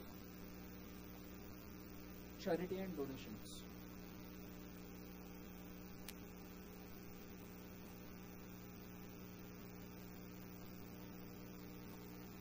full stop. नीचे अगला, what are the key strategies for CSR. CSR के की स्ट्रेटेजीज क्या क्या हो सकते हैं? ठीक है, अब ये बहुत सिंपल सी चीज है। सिंपली आपने कौन कौन सी चीजें सीएसआर में डालनी है।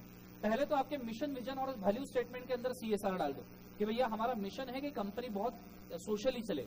दूसरा, कल्चरल वैल्यूज चेंज करो ऑर्गेनाइजेशन के। तीसरा, मैनेजमेंट स्ट्रक्चर चेंज करो जो सीएसआर को कंपेटेबल रहेगा वो।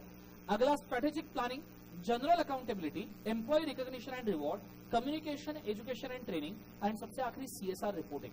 ये कुछ स्ट्रेटेजीज आप यूज कर सकते हो सीएसआर के इंप्लीमेंटेशन के लिए। अब इसको थोड़ा सा मैं समझाता हूं। स्ट्रेटेजीज का मतलब होता है कि जिन पॉइंट्स के ऊपर चल के आप सीएसआर यूज करोगे। आप स्ट्रेटेजीज को कह सकते हो बेटा long term mechanism.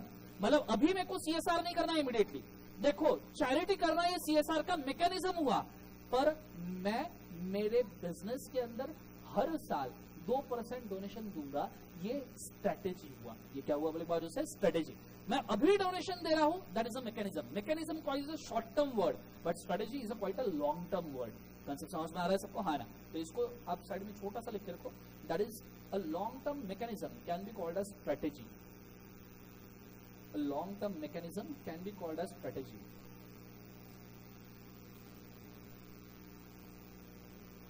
Long-term mechanism can be called as strategy. Full stop. Sure. लिख लिया सबने? हाँ ना। बोलो सुनना। अभी मैं चाहूंगा सब एक बार ये रीड करो साथ साथ में। रेडी? 1 2 3 बोलो। क्या है सबसे पहला? कौन सा है? Mission, vision and value statement. दूसरा क्या है? Cultural values. तीसरा क्या है? Management structure. चौथा क्या है? Strategic planning. पांचवा, general accountability. What do you mean by general accountability? है रिस्पॉन्सिबिलिटी लो, उसको साइड में लिखना सोशल रिस्पॉन्सिबिलिटी। अकाउंटेबिलिटी का मतलब रिस्पॉन्सिबिलिटी।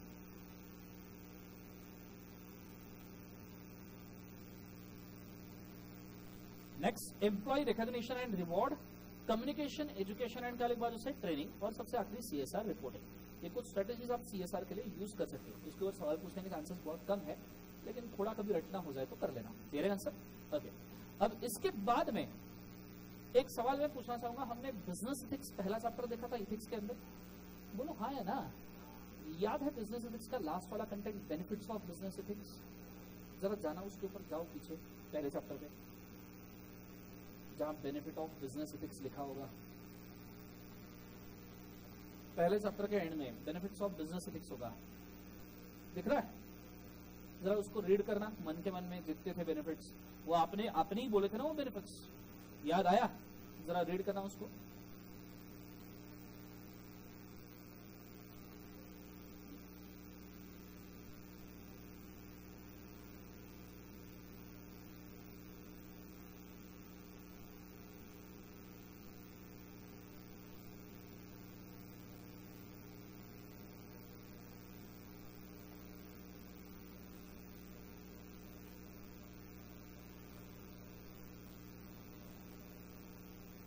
दिख रहे बेनिफिट्स बिजनेस इथिक्स के? हाँ है ना? अरे बोलो ऐसा ना बेटा, वो जितने बेनिफिट है ना, सभी benefit same to same CSR में आते हैं। सेम टू सेम कहां पे आते हैं? सीएसआर। तो पहले तो फर्स्ट चैप्टर के साइड में लिख के रखो, वो बेनिफिट जहां पे लिखे हैं फर्स्ट चैप्टर में, वहां लिखना same benefit will go for CSR, same benefits will work for CSR. तो सवाल पढ़ना, आंसर पढ़ना, एक सवाल बन जाएंगे दो। Benefit of business ethics and benefit of CSR the same, same benefits are for CSR. और फिर इस साइड आ जाओ, अब इस साइड आपको पेज नंबर 2.8 पे बेनिफिट्स ऑफ सीएसआर क्वेश्चन दिखेगा, दिख रहा है सबको? दूसरे वाले पेज पे, नेक्स्ट वाले पेज पे बेनिफिट्स ऑफ सीएसआर क्वेश्चन दिख रहा है, हाँ है ना? 2.9 पे होगा, राइट? ओके, वहां बेनिफिट्स ऑफ सीएसआर के साइड में लिख के रखना same benefits of business ethics from chapter 1, same benefits of business ethics from chapter 1, ठीक है? और नीचे जरा बेनिफिट्स के हेडिंग पढ़ो तो आपको आइडिया आ जाएगा। पहला हेडिंग थोड़ा सा अलग है, आयरन लॉ ऑफ रिस्पॉन्सिबिलिटी, वो तो आप कंप्लाई कर ही रहे हो। उसके बाद में अचीव लॉन्ग टर्म ऑब्जेक्टिव, उधर था या नहीं था? बिजनेस इथिक्स में लॉन्ग टर्म ऑब्जेक्टिव था या नहीं था? बोलो हाँ है ना? एनहांस ब्रांड इमेज रेपुटेशन था या नहीं था? गवर्नमेंट इंटरवेंशन कम हो जाएगा, था या नहीं था? उसके बाद में इकोलॉजिकल डैमेज कम हो जाएगा, फाइनेंशियल परफॉर्मेंस बढ़ जाएगा, रिड्यूस ऑपरेटिंग कॉस्ट हो जाएगा। बेटा कुछ याद आ रहा है?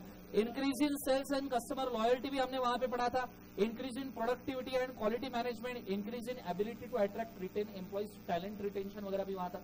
तो सेम जो बेनिफिट्स आपके बिजनेस इथिक्स के, सेम बेनिफिट आपके किसके बोले बारे से? सीएसआर। आइडिया क्लियर है मैं क्या कह रहा हूं? जोर से बोले बारे से ना। ओके, अब इसके ऊपर एक चीज बीच की आपकी बचती है, दैट इज अकाउंटिंग।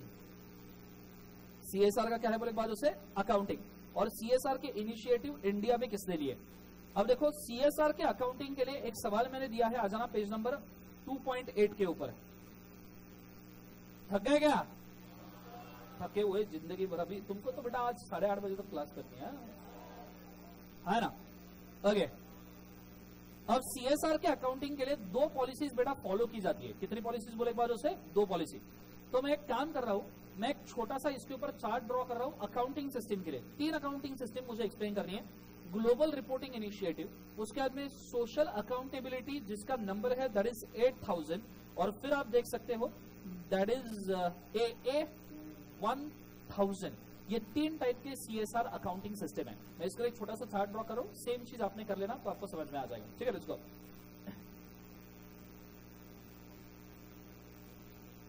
आ जाओ। सो हेडिंग डालना सीएसआर अकाउंटिंग सिस्टम्स।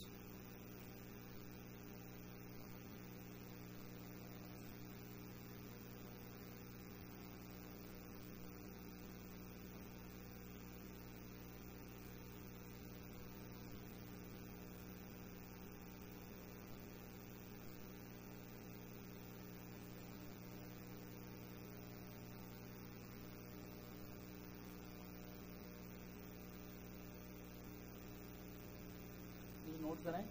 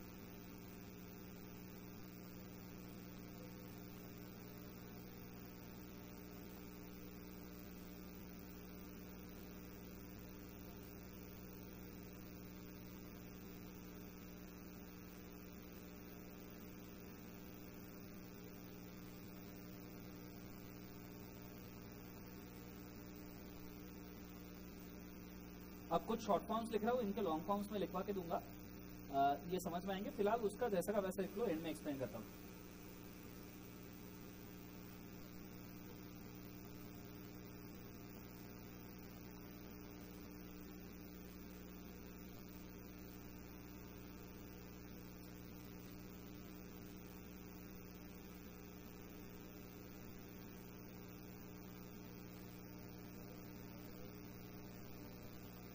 हाँ, GRI is conveyed, conveyed।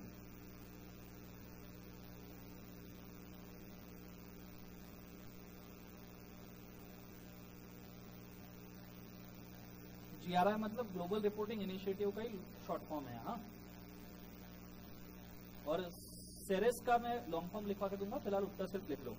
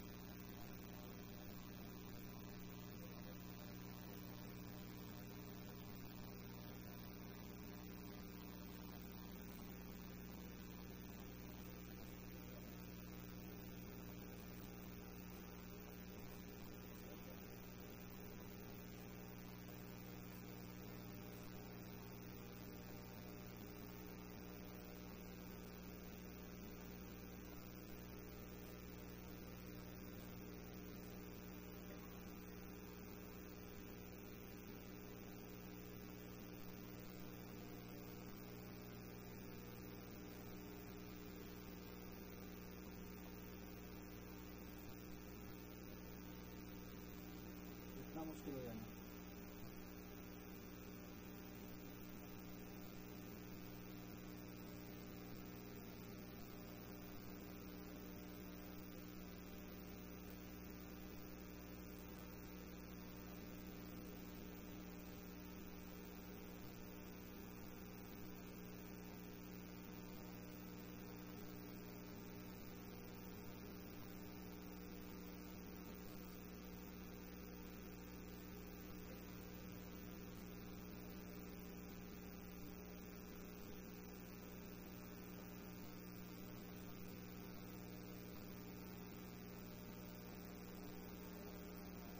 देखो देखो,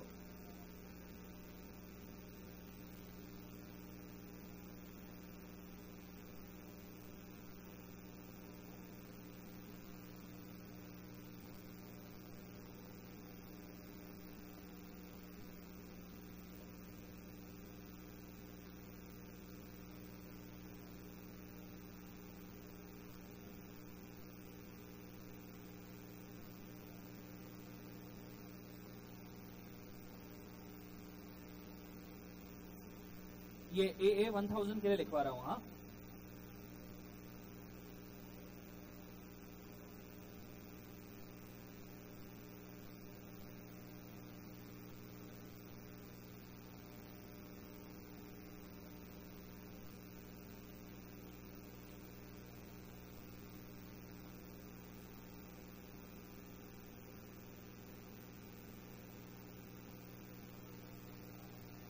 एल्किंगटॉन्स,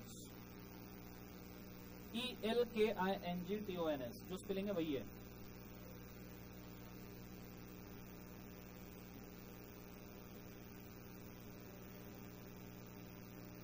BBL is also short form, उसको भी मैं बोलूंगा।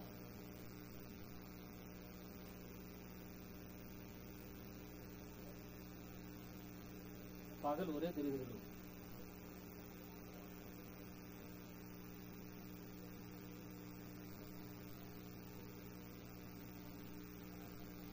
BBL,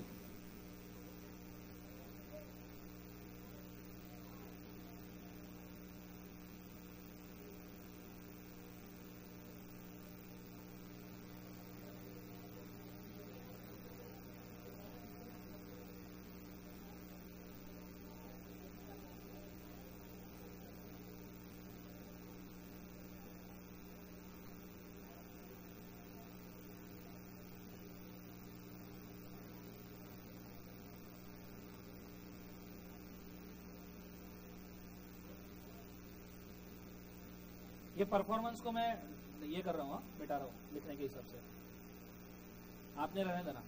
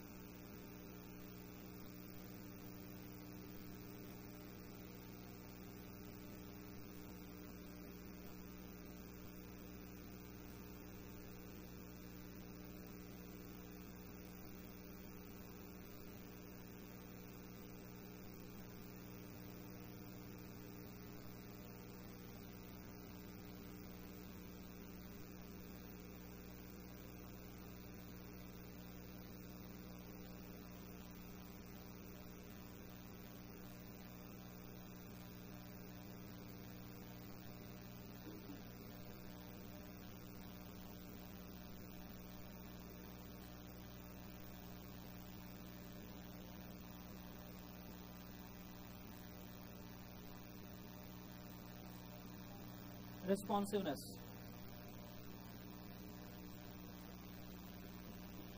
क्या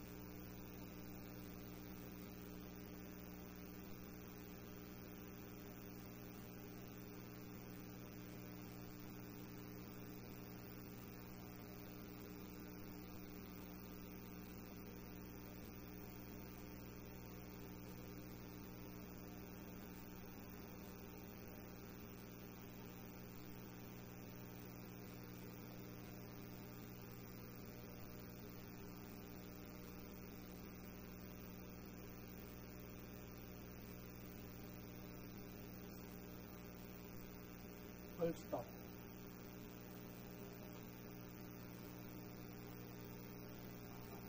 तीनों स्टैंडर्ड्स लिखवा के दिए हैं, ठीक है।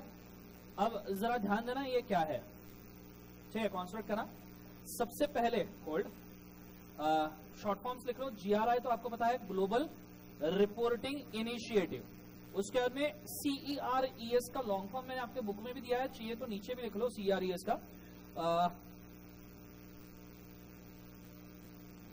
बुक में आ जाओ चाहिए तो क्या हुआ? अच्छा मैं बोलूं क्या? हाँ ठीक है, लिखना कोलाइटियोन फॉर, इसलिए मैंने बोला स्पेलिंग लिखना COALI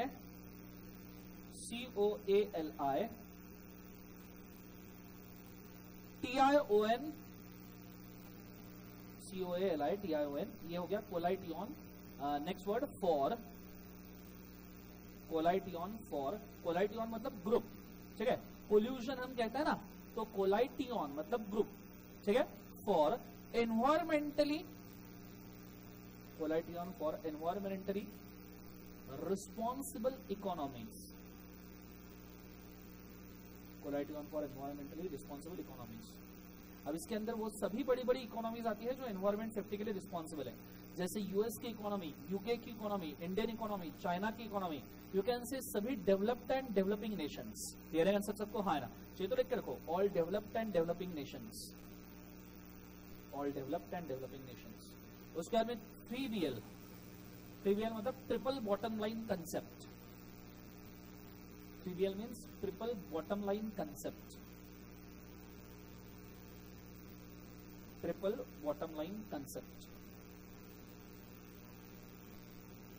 मतलब 3 बेसिक नीड्स को कंसीडर करते हुए आपने कंपनी को चलाना चाहिए, triple bottom line concept. Bottle line भी निकम्मे, बॉटम लाइन, ठीक है। सो ये दो लॉन्ग फॉर्म याद रखना, ठीक है। अब उनको मैंने जिस चार्ट फॉर्म में दिया है, एक बार सिर्फ पॉइंट रीड करके लिखो, कुछ समझ में आ रहा हो मुझे पूछ लो बस, या लिखते वक्त कुछ समझा या बिना समझ के लिखा? क्या घंटा समझा, बातें करते हुए लिखा सर, और क्या है? लिख, एक बार रीड कर लो उसको, फिर आगे बढ़ते हैं।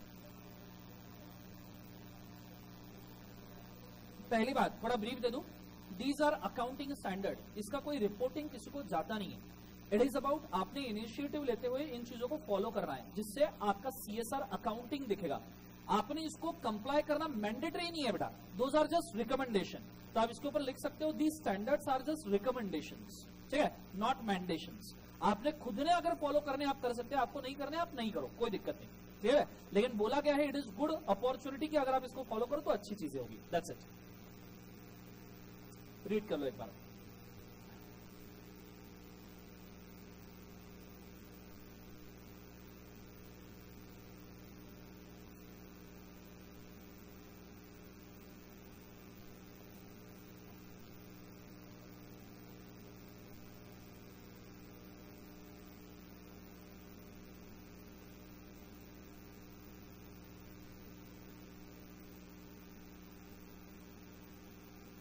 पहले वाले पार्ट के अंदर आप देख सकते हो हम 3 टाइप का रिपोर्टिंग कर रहे हैं, इकोनॉमिक, एनवायरमेंटल और कौन सा वाले बाजू से सोशल, इन तीनों का परफॉर्मेंस।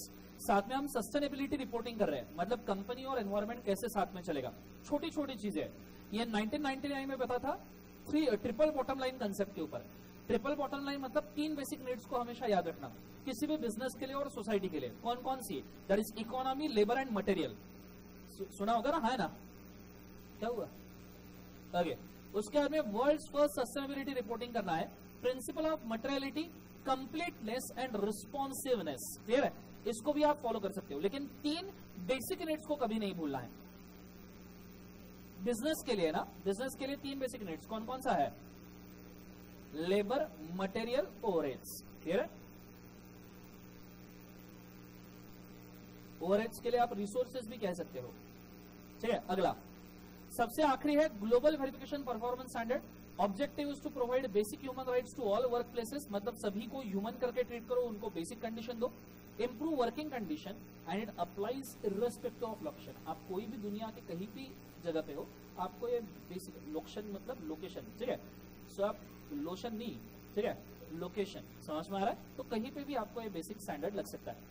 आपने इतने पॉइंट भी हर एक केस में लिख दिए 4-4, तो भी आपको पूरे मार्क्स मिल जाएंगे, क्योंकि उससे ज्यादा तो लिखने लायक उसके अंदर कुछ है नहीं। समझ में आ रहा है सबको? हाँ।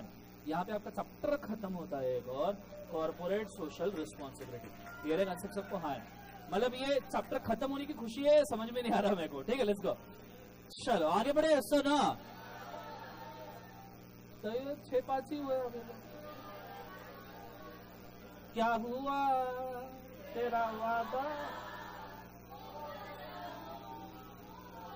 मेरे को वादा दिया था 6:15 का, 6:05 पे छोड़ दिया। हद है ये तो, मतलब हद हो गई। गाना भी गा रहे हैं, बैग भी पैक कर रहे हैं साथ में। बाप रे,